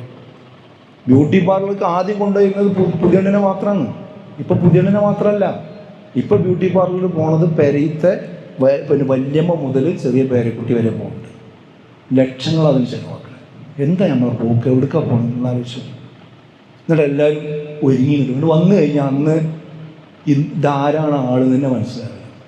ഈ എംബാം ചെയ്ത് നടക്കുന്ന ആൾക്കാരുണ്ടല്ലോ, അതേമാതിരി ഒരു കണ്ണ് മാത്രം ഇങ്ങനെ കാണും, മോളൊക്കെ ഭയങ്കര പൊട്ടിയിട്ട് പെയിൻ്റ് അടിച്ച്. എന്താ അതൊക്കെ ചെയ്യുന്നത് ആവശ്യം? കല്യാണ സമയത്ത് ആളുകളെ കബളിപ്പിക്കാൻ വേണ്ടി പല കോലത്തിൽ രംഗപ്രവേശനം. അതിന് ഒന്ന് മര്യാദക്ക് സോപ്പ് വെച്ച് കുളിച്ചതൊന്നും പോകില്ലേ. അപ്പോഴാണ് മറ്റവന് ഇപ്പോൾ ശരിക്കുള്ള മുഖങ്ങൾ കിട്ടുന്നത്. അപ്പോഴാണ് ഡൈവേഴ്സ് നടക്കുന്നത്. ഇതൊക്കെ നമ്മൾ പറയാതെ കാര്യമില്ല. അത് കുട്ടീനെ ഇവിടെ കാണിച്ചു കൊടുക്കുന്ന സമയത്ത് ഇത് കുട്ടിയിട്ട് കാണാൻ കാണിച്ചു കൊടുക്കുക. കല്യാണത്തിന് അതിലേറെ ഗംഭീരമായിട്ടാണ് കാണിച്ചു കൊടുക്കുക. അത് 4 ദിവസം വീട്ടിൽ വന്നുകൊണ്ട് അവിടെ പോകുമ്പോൾ അതൊക്കെ പോകും. അത് പോകുമ്പോഴാണ് ഇവൻ സൗന്ദര്യമില്ലാന്ന് തോന്നുന്നത്. അപ്പോഴാണ് അവൻ ഗൾഫ് പോണത്. ഗൾഫ് പോയിട്ട് അവിടുന്ന് ഫോൺ ചെയ്യുന്നത് ഞാൻ കണ്ട പണ്ടല്ലതെന്ന് പറയും. നിനക്ക് പറ്റില്ല, നിന്റെ കളർ എനിക്ക് ശരിയാവില്ല, ആ കുട്ടി ആത്മഹത്യ ചെയ്യും. ഇതൊന്നും ഞാൻ സങ്കല്പം പറയില്ല. കുറച്ച് അപ്പുറത്തേക്ക് പുറത്തു കൊണ്ട് നോക്കിയുണ്ട് കാണാൻ കഴിയത്. അപ്പോൾ ഇതൊക്കെ ഇന്ന് നമ്മുടെ സമൂഹത്തിൽ നടന്നുകൊണ്ടിരിക്കും. അപ്പോൾ ഞാൻ ഏക സിവിൽ കോഡ് ഇന്ന് സ്വയം നടപ്പാക്കിക്കൊണ്ടിരിക്കുകയാണെന്ന് ഞാൻ പറയുന്നത്. ഇതാണ് നമ്മുടെ സമൂഹത്തിൽ നടക്കുന്നത്. ഇതെല്ലാം ജനറേറ്റ് ചെയ്യുന്നത് ഒരേ കേന്ദ്രത്തിൽ നിന്ന്, അത് നമ്മൾ മനസ്സിലാക്കണം. അത് എവിടെന്ന് വെച്ചാൽ ഇവൻറ്റ് മാനേജ്മെൻറ്റ് ടീമാണ് ഇന്ന് എല്ലാം നിശ്ചയിക്കുന്നത്. ഞാൻ ഇവൻറ്റ് മാനേജ്മെൻറ്റ് ടീമിനെ കുറ്റം പറയുന്നുണ്ട്. കാരണം ഈ കാലഘട്ടത്തിൽ നമ്മൾ ഏത് കാര്യങ്ങൾ നടപ്പാക്കണമെങ്കിലും പഴയ പോലെ നാട്ടുകാരൊക്കെ പാടെ കൂടി കണ്ട് കല്യാണം നടത്താനും ചോറ് വിളമ്പാനൊന്നും ഉണ്ടാവില്ല. അതിന് കാറ്ററിങ്ങും സൗകര്യവും സംവിധാനമൊക്കെ എല്ലാവരും ഉപയോഗിക്കേണ്ടി വരും. അത് ഉപയോഗിക്കാൻ പാടില്ല എന്നും അഭിപ്രായമല്ല. അങ്ങനെ ഒരു ടീമുള്ളത് നിന്ന് വലിയ സൗകര്യവും ഞാൻ അവിടെ അവമതിച്ച് വർത്താനം പറയല്ല ചെയ്യുന്നത്. പക്ഷേ അവർ തരുന്ന ലിസ്റ്റ് ആകരുത് നമ്മുടെ കല്യാണത്തിൻ്റെ ലിസ്റ്റ്. ബിരിയാണി വെക്കാൻ വേണ്ടി നിങ്ങൾ നന്നായിട്ടൊരു ഷീറ്റ് ഉണ്ടാവും, അതിലിങ്ങനെ ടിക്ക് ഇടുക ചെയ്യുക എന്തൊക്കെയാണ് വേണ്ടത്. ഇതേപോലെ ഇതിൻ്റെ അടിയിൽ ഇപ്പോൾ ഒരു ഷീറ്റ് ഉണ്ട് ഈവൻറ്റ് മാനേജ്മെൻറ്റിൻ്റെ കല്യാണത്തിൻ്റെ കാര്യത്തിൽ. അതൊരു കോമൺ ആയിട്ട് ഉണ്ടാക്കുന്നതാണ്. ഇവിടെ ജാതി മത ഭേദമന്യേ എല്ലാവർക്കും പാടെ ഉണ്ടാക്കുന്ന സാധനമാണത്. എടാ അത് കൊണ്ടുവന്നിട്ട് അതിന് നമ്മൾ ഒപ്പിട്ട് കൊടുത്തുകൊണ്ട് അതിന് പൈസയും കൊടുത്താലോ? എടാ ആകെ നമ്മളെ പണി എന്താണെന്ന് വെച്ചാൽ അത് കരാർ ഉറപ്പിച്ചതിന് പൈസ കൊടുക്കുമെന്ന് മാത്രമാണ്. അങ്ങനെയാണ് ഒരു കല്യാണത്തിന് ചെന്നപ്പോൾ കുടുംബങ്ങളെന്ന കയറി ചെല്ലുന്ന സമയത്ത് അവർ തടഞ്ഞു. നമ്മളിതിലല്ല, നമ്മൾ അപ്പുറത്ത് കൂടി പോകണം, കാരണം അവരെ നിയമമാണത്. അപ്പോൾ അവിടെ ചെന്ന് നോക്കുമ്പോൾ 2 സ്ത്രീകളാണ് പോലെ വാം ചെയ്യാൻ വേണ്ടി ഇതൊക്കെ ആയിട്ട് കാത്തിക്കുന്നത്. അനിസ്ലാമികമായ വേഷം ധരിച്ച വളരെ ഫാഷൻ ഡിസൈനിങ്ങുള്ള സ്ത്രീകൾ. അപ്പോൾ അത് അന്വേഷിച്ച് നോക്കുമ്പോൾ കുടുംബനാഥനെ തന്നെ അപ്പോഴാണ് അറിയണേ എവിടെ സ്ത്രീകളാണ് നിൽക്കുന്നത്. അപ്പോൾ അവരോട് മാറിക്കാൻ പറഞ്ഞാൽ ഒരു നിൽക്കൂല, കാരണം അവരെ ഏൽപ്പിച്ച ആൾക്ക് അവർ പറഞ്ഞാലേ നിൽക്കുള്ളൂ. അപ്പോൾ മറ്റേ ആളോട് പറഞ്ഞു നോക്കുമ്പോൾ നിങ്ങൾ എനിക്ക് ഒപ്പിട്ട് തന്നല്ലേ കരാർ ഒപ്പിട്ട പൈലൊക്കെ ഉള്ള നിങ്ങൾ വായിച്ചു നോക്കിയിട്ടില്ല അപ്പോൾ എന്താ പ്രകാരം. അപ്പോൾ അതായത് ഈ ഒരു ഇവൻറ്റ് മാനേജ്മെൻറ്റ് ടീമിനെ ഏൽപ്പിച്ചിട്ട് അവരെന്താണോ ചെയ്യുന്നത് അതിൻ്റെ പിന്നാലെ നിന്ന് കൊടുക്കുക എന്നുള്ളതാണ് ഇപ്പോൾ പരിപാടി. എന്താണ് മൻ തശബ്ബഹ ബിഖൗമിൻ ഫഹുവ മിൻഹും റസൂലുള്ളാഹി സ്വല്ലല്ലാഹു അലൈഹി വസല്ലം പറഞ്ഞതാണ്. ഒരു സമൂഹത്തോട് നിങ്ങൾ സദൃശ്യരായാൽ നിങ്ങൾ അവരിൽപ്പെട്ടവരായി. പിന്നെ എൻ്റെ നീയത്തില്ല അങ്ങനെയൊക്കെ ആൾക്കാർ പറയാം. എൻ്റെ നീയത്തതല്ല, അതൊന്നും നോക്കേണ്ട കാര്യമില്ല. അത് സാദൃശ്യം വന്നാൽ മതി. അപ്പോൾ ഇവിടെ മറ്റുള്ളവരൊക്കെ ചെയ്യുന്ന സംഗതി നമ്മളും അതേപോലെ ചെയ്യുകയാണെങ്കിൽ പിന്നെ നമ്മൾ ഇസ്ലാമാണ് മുസ്ലിമാണെന്നുകൊണ്ട് കാര്യമില്ല. അപ്പോൾ അതുകൊണ്ട് ഈ രംഗത്ത് എന്തുകൊണ്ട് നമ്മൾ ശക്തമായ നിലപാടെടുക്കണം. ഞാൻ എൻ്റെ സംസാരത്തിൽ കുറച്ച് കാർക്കശ്യം ഉണ്ടാവും, അത് നിങ്ങൾ എന്നോട് ക്ഷമിക്കണം എന്ന് എനിക്ക് പറയാനുണ്ട്. കാരണം ഇത് പലതും കണ്ടനുഭവിക്കുന്നത് കൊണ്ടുള്ള പ്രശ്നം പറയാം. അതിങ്ങനെ വിഷയം വെക്കാൻ നിങ്ങൾ ധൈര്യം കാണിച്ചല്ലോ. ആ ധൈര്യം കാണിച്ചതിന് ഞാൻ പ്രത്യേകം നേരത്തെ പറഞ്ഞ മാതിരി അപ്രീഷിയേറ്റ് ചെയ്യാം. കാരണം ഇന്ന് ഈ പ്രസംഗം തന്നെ നടത്തുന്ന ആൾക്കാർക്ക് പേടിയാണ്. കാരണം എന്താ അറിയോ, പണ്ട് പറപ്പൂരുമൂലി ഉണ്ടായി ഒരു ക്ലാസ്സിൽ അനുഭവം പറയാം. അവിടെ മദ്യപാനത്തിൻ്റെ ഭയങ്കര പ്രശ്നം നാട്ടിൽ. അപ്പോൾ എല്ലാവരും പാടെ കമ്മിറ്റിയും ആൾക്കാരൊക്കെ പാടെ യോഗം കൂടി തീരുമാനമെടുത്തു. എന്താ തീരുമാനം എന്നറിയാം, നാളെ മുതൽ ഇവിടുന്ന് മദ്യം ഉപയോഗിച്ച് കള്ളുടിച്ചതിൻ്റെയും പുക ഇതിൻ്റെയൊക്കെ പേരിൽ പോലീസ് പിടിച്ചുണ്ടായാൽ ഇവിടുത്തെ രാഷ്ട്രീയ പാർട്ടിയൊന്നും ഇടപെടില്ല, മഹല്ല് കമ്മിറ്റിയും ഇടപെടില്ല. പിന്നെ അവരത്തരം സ്ഥാനങ്ങളെന്നൊക്കെ നീക്കും. അങ്ങനെ കുറേ നിയമം ഉണ്ടാക്കി. അത് പ്രിൻ്റ് ഔട്ട് എടുത്ത് കാണാൻ അങ്ങാടി കൂടെ പ്രിൻ്റ് ഔട്ട് സ്ട്രോങ് ആയിട്ട് എല്ലാ വിഭാഗം ആൾക്കാരും കൂടി എടുത്ത തീരുമാനമാണ്. പക്ഷേ 2 ദിവസം കഴിഞ്ഞപ്പോൾ ഈ ഒട്ടിച്ചിൻ്റെ ഒക്കെ താഴെ വേറെ ലിസ്റ്റ് വന്നു.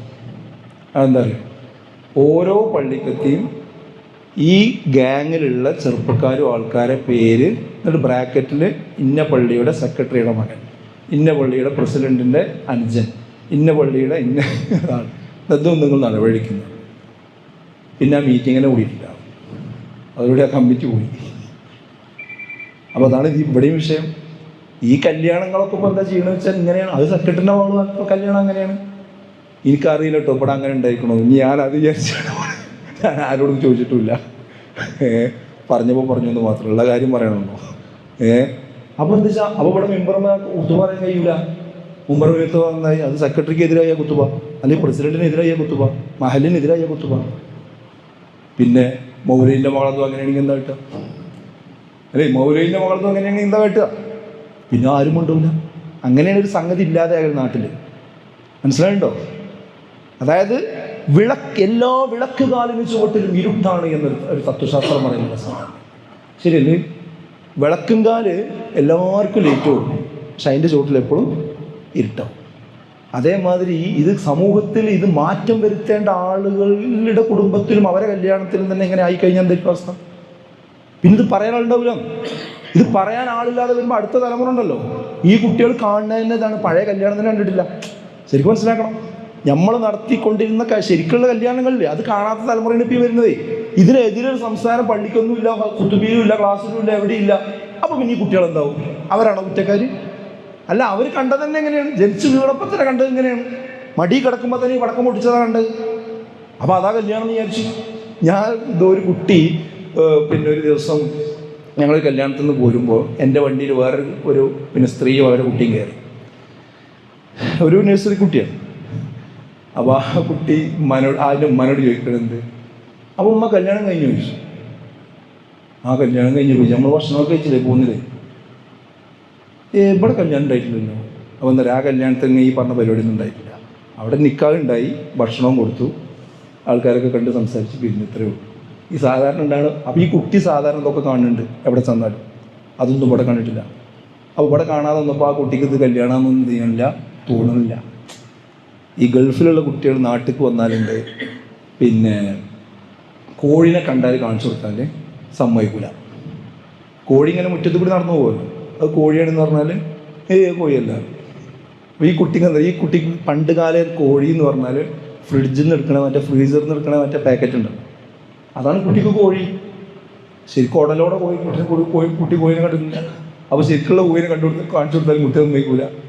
അതേമാതിരി ഇനി ശരിക്കുള്ള ഇസ്ലാമിക കല്യാണം നടത്തി നമ്മളെ പുതിയ തലമുറ എന്ത് ചെയ്യില്ല, കല്യാണം സമ്മതിച്ചു തരില്ല. ഏതല്ല കല്യാണം എന്ന് വേർതിരിക്കണില്ല. നെല്ലും പതിനും ഞാനെങ്കിലും അതിനെപ്പറ്റി പറഞ്ഞാലോ അവൻ അവിവേകത്തിൻ്റെ ആളായെന്ന് പറയും. ഈ സമൂഹത്തിൽ ഇപ്പോൾ അത് പറയാൻ പാടുണ്ടോ? എല്ലാവരും പോടെ മൂപ്പരെ വളഞ്ഞുകൊണ്ട് ഇങ്ങോട്ടരുത് കേട്ടോ, ഞാൻ ആരാപത്ത് പറയാം. ഇതാണ് ഇപ്പം സമൂഹത്തിൽ എന്ത് ചെയ്യണത്, നടന്നുകൊണ്ടിരിക്കുക. അതുകൊണ്ട് നമ്മൾ വളരെ ഗൗരവത്തിൽ തന്നെ ഈ വിഷയത്തെ കാണണമെന്നൊക്കെ പറയും. എന്തുകൊണ്ട് നിലപാടെടുക്കണം എന്ന് ചോദിച്ചാൽ ഞാൻ അതുകൂടി പറഞ്ഞ് എൻ്റെ സംസാരം അവസാനിക്കും. 4 കാര്യങ്ങളാണ്. ഒന്ന്, നമുക്ക് കല്യാണത്തിന് ഒരു പ്രാർത്ഥന ചൊല്ലലുണ്ടല്ലോ. നമ്മൾ എന്താ, ബാറക്കല്ലാഹു ലക വബാറക അലൈക വജമഅ ബൈനക ഫി ഖൈർ, അല്ലേ?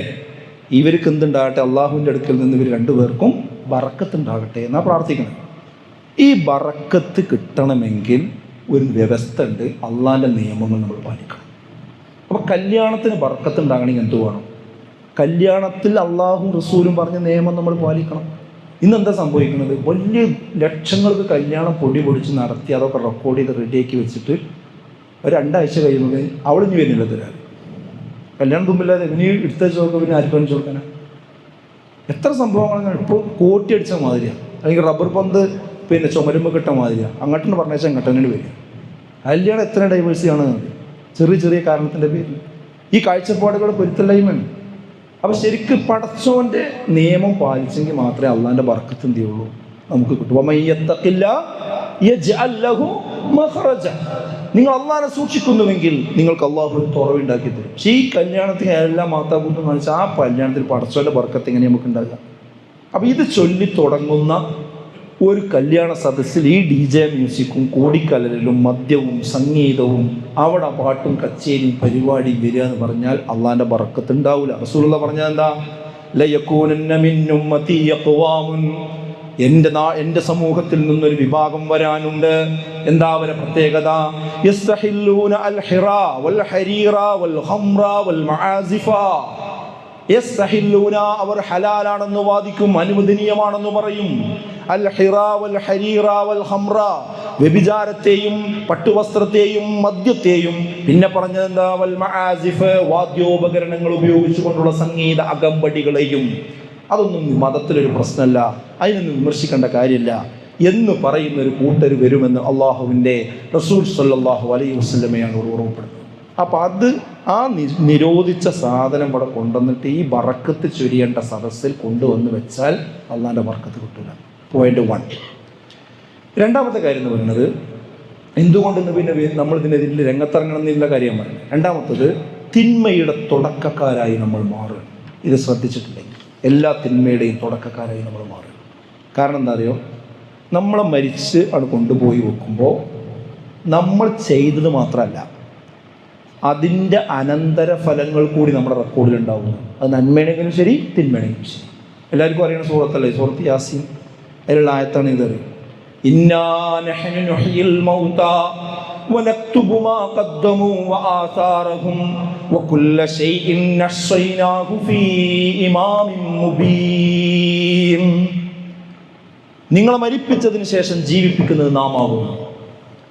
വനക്തുബു മാ ഖദ്ദമൂ, നിങ്ങൾ മുൻകൂട്ടി ചെയ്ത കാര്യങ്ങൾ ഞാൻ എഴുതി വെക്കും. പിന്നെ പറഞ്ഞത് എന്താ? വആസാറഹും, അതിൻ്റെ അനന്തരഫലങ്ങളും. അഥവാ നമ്മൾ ഇവിടെ ഒരു ഈ പുളിക്കൽ പള്ളി ഇത് തുടങ്ങിയ നമ്മുടെ മുൻഗാമികളിൽ അള്ളാഹു ഖൈറും ബർക്കത്തും നൽകുമാറാകട്ടെ, മഗ്ഫിറത്ത് നൽകി അനുഗ്രഹിക്കുമാറാകട്ടെ. അന്ന് അവർ സ്ഥലം വാങ്ങി ഇത് തുടക്കം കുറിച്ചത് ഉണ്ടാക്കിയതുകൊണ്ടല്ലേ ഇപ്പം നമുക്ക് ഇവിടെ ഇരിക്കാൻ പറ്റിയേ.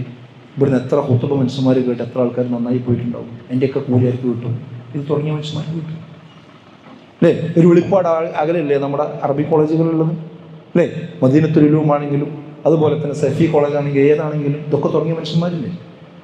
ആ തുടങ്ങിയ ആളുകൾക്കൊക്കെ അതിൻ്റെ ഹൈറാത്തുകൾ കിട്ടും. അതിനും പകരം നമ്മളിവിടെ ഒരു സിനിമാ തിയേറ്ററാണ് തുടങ്ങി വിചാരിക്കുക, ഒരു ബാറ തുടങ്ങിയെന്ന് വിചാരിക്കുക.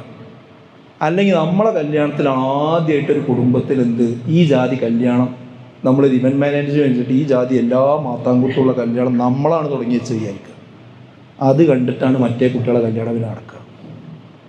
ഞാൻ ഇപ്പോൾ അടുത്തൊരു വിഷയത്തിൽ ഇടപെട്ടപ്പോൾ അവസാനം ആ കുട്ടി പറഞ്ഞത് എന്താ പറയുക, അതായത് ഉമ്മി വാപ്പിൻ ഇത് പറ്റൂല എന്ന് ഉറപ്പിച്ച് പറയണം, ഇതൊന്നും പറ്റൂല. അപ്പോൾ മകള് പറഞ്ഞതിനുള്ള പോയിൻ്റ് എന്താണെന്ന് വെച്ചാൽ, എന്താ മങ്ങൾക്കും ഉപ്പാക്കും മാത്രമൊരു പ്രശ്നം. നമ്മുടെ മൂത്താപ്പാൻ്റെ വീട്ടിലിപ്പോൾ ഒരു 4 മാസം മുമ്പല്ലേ കല്യാണം നമ്മളെ അവിടുത്തെ താത്താൻ്റെ നടന്നത്. അവിടെ ഒക്കെ ഉണ്ടായിരുന്നല്ലോ. അവർക്ക് പറ്റുന്നു നമുക്ക് പറ്റൂല എന്ന് ഓരും നമ്മളെ പള്ളിയിൽ തന്നെയാണ്, നമ്മളും ഈ പള്ളിയിൽ തന്നെയാണ്. പിന്നെ എങ്ങനെ ഓർക്ക് പറ്റണേ നമുക്ക് പറ്റില്ല അറിയുന്നത്? ഇതാ കുട്ടിൻ്റെ മതം. ഇതിന് ഉത്തരവാദി ആരാ? ആദ്യം ആരാ കുടുംബത്തെ തുടങ്ങി വെച്ചാൽ അവരാണ്. അതുകൊണ്ട് ഫാമിലി ഗ്രൂപ്പുകളിൽ ഇത്തരം സാധനം ഷെയർ ചെയ്തുകൊണ്ട് വലിയ അഭ്യാസം കാണിക്കുന്ന ആൾക്കാരുണ്ടല്ലോ, അവരോട് പറഞ്ഞു പോകുന്നു ഇത് ഈ പ്രചരിപ്പിക്കുന്നത് എന്താണ്? കുട്ടികളെ മനസ്സ് ആ ജാതിയിൽ കയറിപ്പോണത്. അപ്പോൾ തിന്മയുടെ തുടക്കക്കാർ അതോടുകൂടി എന്തായാലും ആ കുടുംബത്തിൽ പിന്നെ എവിടെ പരിപാടിക്കുമ്പോൾ അങ്ങനെ കാര്യം അതിൻ്റെ തുടക്കാരെ തുടങ്ങിയത് അതിൻ്റെ കുറ്റം ഏൽക്കേണ്ടി വരും. അതാ ഞാൻ പറഞ്ഞത്, അതായത് അതാണ് ആസാറും കൂടി അവിടെ രേഖയിലുണ്ടാവും. ഇതിൻ്റെ ബുദ്ധിമുട്ട് കൂടി നമ്മുടെ രേഖയിലുണ്ട്. വമൻ യഅമൽ മിസ്ഖാല ദർറത്തിൻ ഖൈറൻ യറ വമൻ യഅമൽ മിസ്ഖാല ദർറത്തിൻ ശർറൻ യറ. ആർക്കെങ്കിലും വിശ്വാസത്തെ ആയത്താൽ ഹദീസല്ല, ആയത്താണ്. ഹദീസാണെങ്കിൽ പല ആൾക്കാർക്കും എന്താ വെച്ചാൽ അതെന്താ ശരിയാണോ തെറ്റാന്നൊക്കെ അഭിപ്രായം ഉണ്ടോ. ഇത് ആയത്താണ്. മിസ്ഖാല ദർറ, അണുമണിത്തൂക്കം നന്മ ചെയ്താൽ അതും കാണും, തിന്മ ചെയ്താൽ അതും കാണുന്ന പരലോകത്ത് മറുപടി പറയേണ്ടി വരും. അതാണ് രണ്ടാമത്തെ കാര്യം. അതുകൊണ്ട് നമ്മളിതിനെ ഈ സംഗതികളെ നമ്മൾ പരിഹരിച്ചേ പറ്റൂ. മൂന്നാമത്തെ എന്താ പറയുക, നന്മയും തിന്മയും കൂട്ടിക്കലർത്തി നോർമലൈസ് ചെയ്യുന്നൊരു സാഹചര്യം ഇതിലുണ്ടാകുന്നു എന്നതാണ്. അതാണ് ഇതിൻ്റെ ഏറ്റവും വലിയ പ്രശ്നം. അതായത് ഇപ്പോൾ ഭക്ഷണമൊക്കെ ബൊഫയാണ്. ബൊഫെ സിസ്റ്റത്തിൻ്റെ പ്രത്യേകത എന്താ? ഇഷ്ടമുള്ളവന് ഇഷ്ടമുള്ളത് എടുക്കാമെന്നാണ്. എല്ലാതും അവിടെ ഉണ്ടാവും. ഇതേപോലെ തന്നെ കല്യാണത്തിൻ്റെ കാര്യം ഇഷ്ടമുള്ളവർ അത് ഗാനങ്ങൾ ഇഷ്ടമുള്ളവർ കേട്ടോട്ടെ, നിക്കാഹ് ആവശ്യമുള്ളത് കേട്ടോട്ടെ. എല്ലാവർക്കും പറ്റുന്ന എല്ലാവർക്കും ഉണ്ട്. നിങ്ങളങ്ങോട്ട് പോകണ്ട, നിങ്ങൾ ഇങ്ങോട്ട് പോയിക്കോളി. അങ്ങനെ അപ്പം എന്താ ഇതൊക്കെപ്പാടെ കാണുന്ന ആൾക്ക് എന്ത് മനസ്സിലായി? ഈ ഇസ്ലാമിൽ വലിയ കാര്യമൊന്നുമില്ല, ഈ ഇത്തക്കുള്ള എന്ന് പ്രസംഗിക്കണതിൽ വലിയ കാര്യമൊന്നുമില്ല എന്നതിൻ്റെ ആകത്തുക. അല്ലെങ്കിൽ ഇപ്പോൾ ഇത് അപ്പുറത്തുണ്ടാവുമോ? അവിടെ ഉണ്ടാവില്ലല്ലോ. അവിടെ ഇതിന് ഈ മുറ്റത്തിൻ്റെ അപ്പുറത്തുണ്ടാകാമെന്നും ഇപ്പുറത്തൊക്കെ പാടില്ല എന്നും എങ്ങനെ ഒരേ ടീം തന്നെയല്ല അപ്പുറത്തും ഇപ്പുറത്തും വന്നു പോണത്. ഒരു കാര്യം ഉറപ്പിച്ചോളി, നാട്ടുകാർ മുഴുവൻ ചെയ്തുകൊണ്ട് ഇത് നോർമലൈസ് ചെയ്താലും ഇസ്ലാമിൻ്റെ നിയമം എന്താ? കുല്ലാ യസ്തവിൽ ഖബീസു വത്വയ്യിബ് വലൗ അഅജബക കസറത്തുൽ ഖബീസ് ഫത്തഖുല്ലാഹ യാ ഉലിൽ അൽബാബ് ലഅല്ലകും തുഫ്ലിഹൂൻ. കുല്ലാ യസ്തവിൽ ഖബീസു വത്വയ്യിബ്, നല്ലതും ചീത്തയും ഒരിക്കലും സമമാവുകയില്ല. വലൗ അഅജബക കസറത്തുൽ ഖബീസ്, ചീത്തയുടെ ആധിക്യം നിന്നെ അത്ഭുതപ്പെടുത്തിയാലും ശരി, അവർ ചെയ്യുന്നു, മറ്റവർ ചെയ്യുന്നു, എളാപ്പ ചെയ്യുന്നു, മൂത്താപ്പ ചെയ്യുന്നു, നമ്മുടെ നാട് ചെയ്യുന്നു, ആരാണ് ഇത് ചെയ്യാത്തത്? ഈ ചോദ്യമല്ലേ ഇപ്പം എല്ലാത്തിനും തെളിവ്. അനിസ്ലാമികമായ കാര്യം എവിടെ എന്ത് നടന്നാലും ഇതാ കുട്ടികൾ ഇപ്പോൾ ജെൻഡർ ന്യൂട്രൽ പിന്നെ വസ്ത്രത്തിലേക്ക് വേഷത്തിലേക്ക് മുസ്ലിം കമ്മ്യൂണിറ്റിയിൽ മൊത്തം മാറി അല്ലേ. ഒരു ക്ലാസ് പഠിക്കണ 2 കുട്ടികളെ ഇന്ന് വേറിട്ട് ശരിക്കുള്ള ഇസ്ലാമിക ഡ്രസ്സ് ഇട്ട് ചെന്നാൽ എന്താ ചോദ്യമാണ്, അവരാ കുറ്റക്കാർ. എന്താ മറ്റവരൊക്കെ മുസ്ലിം വീട്ടിൽ നിന്നല്ലേ വരുന്നു, നീ എന്താ അങ്ങനെ മാത്രം? ഈ ചോദ്യം. ഒരു കാര്യമുണ്ട്, ലോകം മുഴുവൻ എതിര് നിന്നാലും സത്യം ഒന്നേ, അത് ന്യൂനപക്ഷം ഭൂരിപക്ഷം നോക്കിയിട്ടല്ല. അതാ ഖുർആൻ പറഞ്ഞത്, തിന്മയുടെ ആധിക്യം നിന്നെ അത്ഭുതപ്പെടുത്തിയാലും എല്ലാവരും ചെയ്യുന്നുണ്ടെന്ന് പറഞ്ഞാലും സത്യവും അസത്യവും ഒന്നല്ല. ഫത്തഖുല്ലാഹ്, നിങ്ങൾ അല്ലാഹനെ സൂക്ഷിച്ചോളൂ, യാ ഉലിൽ അൽബാബ് ലഅല്ലകും തുഫ്ലിഹൂൻ, അവർക്കേ വിജയം ഉണ്ടാവുള്ളൂ. ഒരു താൽക്കാലിക വിജയമൊക്കെ ഇവർക്കുണ്ടാവും, പക്ഷെ യഥാർത്ഥ വിജയം ആർക്കേ ഉണ്ടാവുള്ളൂ? ഈ ഹക്കിനോടൊപ്പം നിന്നവർക്ക് ഉണ്ടാവും. ധൈര്യമായിട്ട് നിന്നു. ആദ്യം കുറച്ച് വിഷമവും കുറച്ച് പരിഹാസവും പ്രശ്നങ്ങളും ഒറ്റപ്പെടലൊക്കെ ഉണ്ടാവും. അതൊന്നും കാര്യമാക്കേണ്ട കാര്യമില്ല. നാലാമത്തെ കാര്യം എന്താ പറയുക? വിശ്വാസികളുടെ മനസ്സിനെ ഇത് വേദനിപ്പിക്കുന്നു എന്നതാണ്. അതായത് ഈ തെറ്റായ കാര്യങ്ങൾ ഇങ്ങനെ നടക്കുന്നിടത്ത് സാക്ഷിയാകേണ്ടി വരിക എന്നുള്ളതൊരു പ്രശ്നമുള്ള കാര്യമാണ്. അതാണ് ഞാൻ നേരത്തെ പറഞ്ഞത്. അതായത് നമ്മൾ ഇങ്ങനത്തെ ഒരു കല്യാണത്തിന് പോയിട്ട് നമുക്ക് ഇഷ്ടമില്ലാത്ത ഒരു സംഗതിക്ക് നമ്മൾ നിർബന്ധിതമായി നിൽക്കേണ്ടി വരിക. പോയിട്ടില്ലെങ്കിൽ എന്തായി? കുടുംബം തെറ്റും ചെയ്യും. ഇതൊരു ക്രൈസിസ് അല്ല. അനാവശ്യമായി ഈ മനുഷ്യനിർമ്മിതമായ എന്താ പറയുക, ദുരന്തം എന്ന് പറയുന്നുണ്ട്. സാധാരണ 2 തരം ദുരന്തങ്ങളുണ്ട്. ഒന്ന് യാദൃശ്ചികമായിട്ട് മഴയും കാറ്റുകളും ഉണ്ടാകുന്നുണ്ട്. ഒന്ന് മനുഷ്യന്മാരെ ബോധപൂർവ്വം വിളിച്ചു വരുത്തുന്ന ദുരന്തങ്ങളുണ്ട്. ഇത് മനുഷ്യന്മാർ ബോധപൂർവ്വം വിളിച്ചു വരുത്തുന്ന ദുരന്തമാണ് ഈ ദുരന്തം. നല്ല ഇഖ്ലാസുള്ള മനുഷ്യന്മാരെ ഇടങ്ങാറാക്കുക, മാനസികമായിട്ട് പ്രയാസപ്പെടുത്തുക. ചെന്നിട്ടില്ലെങ്കിൽ കുടുംബം തെറ്റി, ചെന്നതിലൊക്കെ കൂടുമാണ്. എന്തിനാ ഇങ്ങനത്തെ ഒരു ക്രൈസിസ് ഉണ്ടാക്കുന്നത്? ആയത്തില്ലേ? ഈ ആയത്തെ ഏത് പശ്ചാത്തലത്തിലാണ്? നരകത്ത് കിടക്കണ കുറേ മനുഷ്യന്മാരുണ്ട്. അപ്പോൾ ചോദിക്കുക, നിങ്ങൾ എന്ത് നരകത്ത് പോയി? അപ്പോൾ അവർ പറഞ്ഞ മറുപടിയാണെന്ത്? ഞങ്ങൾ ഒഴുകുന്നവരോടൊപ്പം ഒഴുകി. അപ്പോൾ പോകുന്നവരോടൊപ്പം പോയാൽ സ്വർഗത്തിക്കല്ല എത്തുക, എവിടേക്ക് എത്തുക? നരകത്തിക്കാണ് എത്തുക എന്ന് മനസ്സിലാകണം. 5-ാമത്തെ കാര്യം എന്താ അറിയോ? ഇത് അതിഥികളെ വിളിച്ച് അപമാനിക്കലാണ്. ഞാൻ നേരത്തെ പറഞ്ഞത് അതിഥികളെ വിളിച്ച് അപമാനിക്കലാണ്. എന്താ റസൂലുള്ളാഹി പറഞ്ഞത്? മൻ കാന യുഅ്മിനു ബില്ലാഹി വൽ യൗമിൽ ആഖിർ ഫലാ യുഅ്ദി ജാറഹു. നിങ്ങൾ അല്ലാഹുവിലും അന്ത്യദിനത്തിലും വിശ്വസിക്കുന്നുണ്ടെങ്കിൽ അയൽവാസിയെ നിങ്ങൾ ബഹുമാനിക്കണം. വമൻ കാന യുഅ്മിനു ബില്ലാഹി വൽ യൗമിൽ ആഖിർ ഫൽയുക്രിം ളൈഫഹു. പരലോകത്തിലും പടച്ചവനിലും വിശ്വാസം ഉണ്ടെങ്കിൽ നിങ്ങൾ അതിഥിയെ നിങ്ങൾ ബഹുമാനിക്കണം. ഇത് അതിഥിയാണ്. നമ്മൾ കല്യാണത്തിന് വിളിച്ചു വരുത്തുന്നത് നമ്മൾ അതിഥികളാണ്. അവരോട് നമുക്ക് ബഹുമാനം വേണമെന്ന് പറഞ്ഞത് എന്തിലേക്ക് ചേർത്തിയാ പറഞ്ഞത്? അള്ളാഹുവിലും പരലോകത്തിലും വിശ്വാസം ഉണ്ടെങ്കിൽ ഇതും ചില്ലറ പ്രയോഗമല്ല. ആ വിശ്വാസം നഷ്ടപ്പെട്ടതാണ് ഇന്ന് നമ്മളെ നാട്ടിൽ ഈ അനുഭവിച്ചുകൊണ്ടിരിക്കുന്നത്. അതുകൊണ്ട് അതിഥി ആയാലും വേണ്ടില്ല, ആരായാലും വേണ്ടില്ല, അത് എൻ്റെ മോള് കൊണ്ടുവന്നതാണ്, എൻ്റെ ഇവർ കൊണ്ടുവന്നതാണ്, ഞാൻ എന്താ ചെയ്യുക എന്ന് ചോദിച്ചു കണ്ട് നിസ്സഹായത. അതുകൊണ്ട് സുഹൃത്തുക്കളെ, വിശ്വാസമുള്ളവന് ഒരിക്കലും അയൽവാസിയെ ഉപദ്രവിക്കാൻ കഴിയില്ല. വിശ്വാസമുള്ളവന് ഒരിക്കലും തന്നെ അതിഥിയെ അനാദരിക്കാൻ കഴിയില്ല. വിശ്വാസമുള്ളവൻ ഒരിക്കലും വായിൽ തോന്നിയത് വിളിച്ചു പറയാൻ കഴിയില്ല. അപ്പോൾ ഇതൊക്കെ കേൾക്കുമ്പോൾ ചില ആൾക്കാർ ഇവരൊക്കെ ഇപ്പോൾ അവിടെ പറഞ്ഞ് കുറച്ച് മൂല്യന്മാരിറങ്ങിയിട്ടുണ്ട്. ഒക്കെ പറഞ്ഞ് കല്യാണത്തിനൊന്നും ചിരിക്കാനോടെയും പറ്റില്ല, ഒന്ന് മിണ്ടാനോടെയും പറ്റില്ല. അവിടെ ഞാൻ മയ്യത്തിൻ്റെ അടുത്തിരിക്കണമാതിരി ഇങ്ങനെ ഇരിക്കണം. അതപ്പോൾ പറഞ്ഞുകൊടുന്നത് ആ കല്യാണത്തിൻ്റെ അന്നൊന്നും ഇപ്പോൾ ചിരിച്ചു പോയി, ഒരു പാട്ടുപാടി വിചാരിച്ചുകൊണ്ട് വലിയ സംഭവം അത് എന്ന് ചോദിച്ചുകൊണ്ട് പറയുന്ന ആൾക്കാരുണ്ട്. ഞാൻ പറയുന്നു, കല്യാണത്തിന് ആരെ പാടാൻ പറ്റില്ല. ഈ മ്യൂസിക്കും ഈ അകമ്പടി ഈ ശൈത്താനിയത്തും പാണ്ടെന്നേ നമ്മൾ പറയുന്നുള്ളൂ. നിങ്ങളെ കുടുംബങ്ങളും എല്ലാവരും മൈക്കാട് വെച്ചോളി. നമ്മളെ കുട്ടികൾ നന്നായി പാടാൻ പറ്റുന്ന കുട്ടികളുണ്ടാവില്ലേ? സ്വരമാധുരിയോടുകൂടി നല്ല അർത്ഥമുള്ള പാട്ട് പാടാൻ യുവജനോത്സവത്തിലും അതേപോലെ മദ്രസ സർഗമേളയിലും ഒക്കെ ഫസ്റ്റ് കിട്ടിയ കുട്ടികളുണ്ടാവില്ലേ? കുറേ കുട്ടികൾ. അവർക്കൊക്കെ കൊണ്ടുവന്ന് പഠിച്ചോളി, അവിടെ സമ്മാനം കൊടുത്തോളി. അവിടെ നിന്ന് അതിനെന്താ പ്രശ്നം? അപ്പോഴേക്കൊന്നും സംഭവിക്കൊന്നുമില്ലല്ലോ. അതിലൊന്നല്ല നമ്മളെതിര് പറയുന്നത്. ഹറാമ് ഇല്ലാത്ത ഏതും ആകാം, അത്രയേ ഉള്ളൂ. ഹറാം ഉണ്ടാകാൻ പാടില്ല. അതുപോലെ ഈ വീട്ടുകാരെ ശല്യപ്പെടുത്തുന്ന സംഗതികൾ ഉണ്ടാകാൻ പാടില്ല. അതിൽ പ്രായോഗികമായി ചെയ്യാവുന്ന കാര്യം എന്താണെന്ന് ചോദിച്ചാൽ, ഈ പ്രശ്നങ്ങൾ നമുക്ക് അവസാനിപ്പിക്കാൻ ഞാൻ 1-2 പ്രായോഗിക നിർദ്ദേശങ്ങൾ പറഞ്ഞ് ഞാൻ സംസാരം അവസാനിപ്പിക്കാം. ഒന്ന്, ഈ പ്രശ്നം സംഭവിക്കാതിരിക്കണമെങ്കിൽ വിവാഹത്തിന് മുമ്പ് നമ്മൾ സംസാരിക്കണം. ആ വിവാഹത്തിൻ്റെ ദിവസം ഒന്നും ചെയ്യാൻ കഴിയില്ല. അത് പിന്നീട് ഈ പടക്കത്തിന് തീ കൊടുത്ത മാതിരിയാണ്. ഈ പടക്കത്തിന് തീ കൊടുത്തു കഴിഞ്ഞിട്ട് പിന്നെ എടുത്താൻ കഴിയില്ലല്ലോ, അത് പൊട്ടിയും തീരെ ചെയ്യും. അതേപോലെ ഈ കല്യാണത്തിന് ഈ ജാതി സംഗതിക്ക് നമ്മളോട് ഏർപ്പാടാക്കി കൊടുത്താൽ പിന്നെ ഇടയ്ക്ക് വെച്ച് നിർത്താൻ കഴിയില്ല. അത് പിന്നെ അത് പൊട്ടി തീരണം. മനസ്സിലായോ? അപ്പോൾ അതിൻ്റെ മുമ്പ് എന്ത് ചെയ്യണം? നമ്മൾ നല്ലോണം സംസാരിക്കണം. അത് കുട്ടികളായിട്ട് സംസാരിക്കണം. രക്ഷിതാക്കൾ ശ്രദ്ധിക്കേണ്ട ഒരു കാര്യം, കല്യാണത്തിന് തൊട്ട് മുമ്പ് കുട്ടീനെ വിളിച്ചിട്ട് നമ്മളെ കല്യാണം ഇങ്ങനെയൊക്കെയാണ് നടത്തേണ്ടത് എന്ന് പറഞ്ഞ് മനസ്സിലാക്കി കൊടുത്ത് നിൻ്റെ സുഹൃത്തുക്കളോട് ആൾക്കാരോടൊക്കെ വിവരം പറഞ്ഞോളാം, നമ്മളെ കല്യാണം എങ്ങനെ ആയിരിക്കും. അത് ശരിക്കും നല്ല ട്രാൻസ്പെറൻ്റ് ആയിട്ട് എന്ത് ചെയ്യണം? സംസാരിച്ച് ബോധ്യപ്പെടുത്തണം. എന്നിട്ട് നമ്മൾ ഇസ്ലാമികമായ രീതിയിൽ നടത്തണം. പിന്നെ മഹല്ല് കമ്മിറ്റി അംഗങ്ങൾ ഈ വിഷയത്തിൽ പടച്ചോനല്ലാതെ വേറെ ആരും ഭയപ്പെടാൻ പാടില്ല. ഒരായത്തിൽ ഈ പള്ളി ഭരിക്കുന്ന ആൾക്കാർ ഗുണങ്ങൾ പറയുന്ന ആയത്തിൻ്റെ അവസാനം എന്താ? അതൊന്നും വെറുതെ പറഞ്ഞാലോ പടച്ചോ. ഇങ്ങനത്തെ കുറേ കാര്യങ്ങൾ മഹല്ല് കൈകാര്യം ചെയ്യേണ്ടി വരും.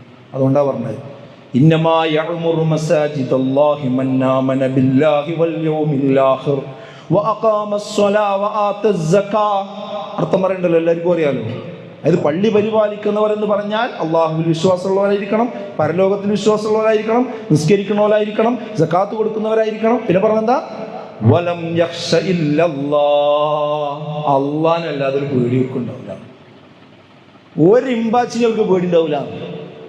ദീന് നടപ്പാക്കുന്നിടത്ത് ദീനീ നിയമങ്ങൾ മഹലിൽ കൊണ്ടുവരുന്നതിൻ്റെ പേരിൽ ആകാശം പൊളിഞ്ഞു വീഴുമെന്ന് ഭീഷണിപ്പെടുത്തിയാൽ അതിൻ്റെ മുകളിൽ കയറി ബാക്കി പറയാനുള്ള ത്രാണി ഉണ്ടാകണം. അതാ പറഞ്ഞു വലം യഖ്ശ ഇല്ലല്ലാഹ്. അള്ളാഹനല്ലാതെ അവർ ഭയപ്പെടില്ല. ഫഅസാ ഉലൈക അൻ യകൂനു മിനൽ മുഹ്തദീൻ. എന്നാൽ അക്കൂട്ടർ സന്മാർഗം പ്രാപിച്ചവരുടെ കൂട്ടത്തിലായിരിക്കും, അവരെ സന്മാർഗത്തിലുണ്ടാവും. അപ്പോൾ ഞാൻ പറയുന്നത് സംഘടനാ വ്യത്യാസങ്ങളില്ലാതെ മഹല്ലുകൾ സംയുക്തമായി ഈ വിഷയത്തിൽ യോഗം ചേരണമെന്ന് ഞാൻ പറയുന്നത്. സുന്നി മുജാഹിദും ഒന്നും വ്യത്യാസം. എല്ലാ പ്രദേശങ്ങളിലും യോഗം കൂടണം. അവിടുത്തെ മൗലവിമാരും പള്ളി സെക്രട്ടറിമാരും ഒക്കെ പാടെ യോഗം കൂടി ഈ വിഷയത്തിൽ നമുക്കൊരു അമറടി ഉണ്ടാക്കണം എന്ന് തീരുമാനിക്കണം, ചർച്ച ചെയ്യണം. എന്നിട്ട് നിയമങ്ങൾ കർക്കശമാക്കണം, അക്രമികൾക്ക് നേരെ കർശന നടപടികൾ സ്വീകരിക്കണം. പിന്നെ ഇപ്പം നിക്കാഹ് കുത്തുബുണ്ടല്ലോ, എൻ്റെ ഒരു അഭിപ്രായം വേറെ കുത്തുബീടും തുടങ്ങണമെന്ന്.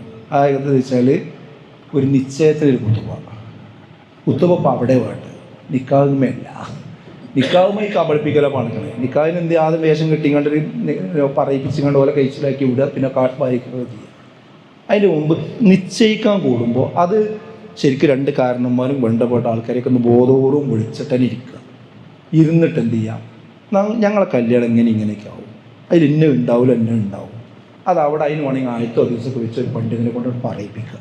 ആവശ്യമുള്ള ഈ നിക്കാഹുത്തുബക്ക് എന്താ തെളിവ്? നമ്മൾ ആവശ്യമുള്ളവർക്ക് നടത്താമെന്നാണ് പറയുന്നത്. അതേപോലെ ആവശ്യമുള്ള സ്ഥലമാണ് ഏത്? ഈ നിശ്ചയം എന്ന് പറയുന്നത്. അതിങ്ങനെ ഉണ്ട് ഉരുട്ടി പറ്റി എന്തെങ്കിലുമൊക്കെ പറഞ്ഞുകൊണ്ട് അവസാനിക്കും.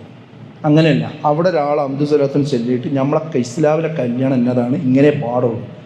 അപ്പോൾ ഒറ്റ കക്ഷി പറയണത് ഇങ്ങനെയാണെങ്കിൽ പറ്റുന്ന ആ പണി പിന്നാവില്ലേ നിക്കാഹ് നടക്കാൻ കണക്കാന്ന്. എനിക്ക് അനുഭവമുണ്ട് ആ വിഷയം. അതായത് കല്യാണത്തിൽ ഇന്ന കാര്യങ്ങൾ പാടില്ല എന്ന് പറഞ്ഞതിൻ്റെ പേരിൽ കല്യാണം മുടങ്ങിയതുണ്ട്. അത് മുടങ്ങേണ്ട സമയമാണത്, അപ്പം മുടങ്ങണത്.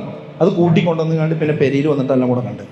മനസ്സിലായോ? അത് അതിൻ്റെ പേരിൽ തെറ്റുകയാണെങ്കിൽ അവിടെ പടക്കം പൊട്ടിക്കൂല, അവിടെ ഡാൻസ് ചെയ്യൂല, അവിടെ ഈ ജാതി സംഗതി ഉണ്ടാവില്ല, അത് ഞങ്ങളുടെ കല്യാണത്തിൽ ഉണ്ടാവില്ല. അതൊന്നും ഉണ്ടാവില്ലേ, എന്നാൽ നമുക്ക് പറ്റൂല പറഞ്ഞാൽ അപ്പത്തിനും ഇല്ലാതേക്കാം. ആ കല്യാണം ഒഴിവാക്കിയാൽ പോലെ ഒന്നും സംഭവിക്കൂലല്ലോ പോലെ. അത് ഞങ്ങൾ നിശ്ചയത്തിൽ സംസാരിച്ചപ്പോൾ അവർക്ക് നമ്മളെ കല്യാണ രീതി പറ്റില്ല എന്ന് ഒഴിവായി അറിയണം.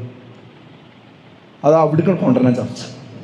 അങ്ങനത്തെ ഒരു പ്രായോഗികമായൊരവസ്ഥയ്ക്ക് കാര്യങ്ങൾ വരണം.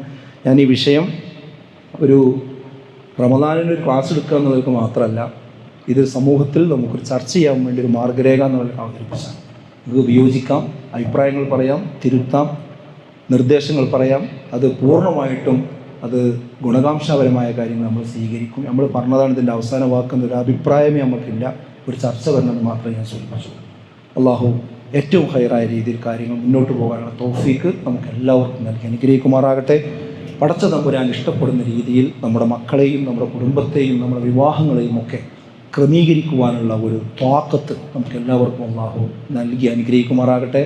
ഈ വിശുദ്ധ റമദാനിൽ പൂർണ്ണമായ നോമ്പ് നോൽക്കുവാനും ദാനം ചെയ്യാനും അമലുകൾ ചെയ്യാനും രാത്രി നിസ്കരിക്കാനും ഒക്കെയുള്ള ആരോഗ്യവും ആയുസ്സും അതിനുള്ളൊരു ത്വാക്കത്തും അല്ലാഹു എല്ലാവർക്കും പ്രദാനം ചെയ്യുമാറാകട്ടെ. ഒരുപാട് ആളുകൾ നമ്മുടെ കൂട്ടത്തിൽ രോഗികളുണ്ട്, അവർക്കൊക്കെ സമ്പൂർണ്ണമായ ശമനം നൽകി അനുഗ്രഹിക്കുമാറാകട്ടെ. ആ രോഗികളെ പരിചരിക്കുന്ന ഒരുപാട് ആൾക്കാരുണ്ട്, അവർക്കൊക്കെ അല്ലാഹു ക്ഷമയും സഹനവും കൂടുതൽ ഹൈറും ബറക്കത്തും നൽകി അവരെ അനുഗ്രഹിക്കുമാറാകട്ടെ. നമ്മിൽ നിന്ന് മരണപ്പെട്ടു പോയ ധാരാളം ആളുകളുണ്ട്, അവരുടെയൊക്കെ കബറിടം അല്ലാഹു വിശാലമാക്കി കൊടുക്കുമാറാകട്ടെ. ഇന്ന് ഈ മതനിരാസം നമ്മുടെ കുടുംബങ്ങളിലേക്ക് കടന്നു വരുന്ന എല്ലാ വേലികളും നമ്മൾ അടച്ചു വെച്ച് നമ്മുടെ കുടുംബത്തെ ഇസ്ലാമികമായ രീതിയിൽ വളർത്തി വലുതാക്കാൻ നമ്മൾ ശ്രദ്ധിക്കണം. അതിനുള്ള തൗഫീഖ് അല്ലാഹു നമുക്ക് എല്ലാവർക്കും പ്രദാനം ചെയ്യുമാറാകട്ടെ. ربنا آتنا في الدنيا حسنة وفي الآخرة حسنة وقنا عذاب النار آمين يا أرحم الراحمين. السلام عليكم ورحمة الله.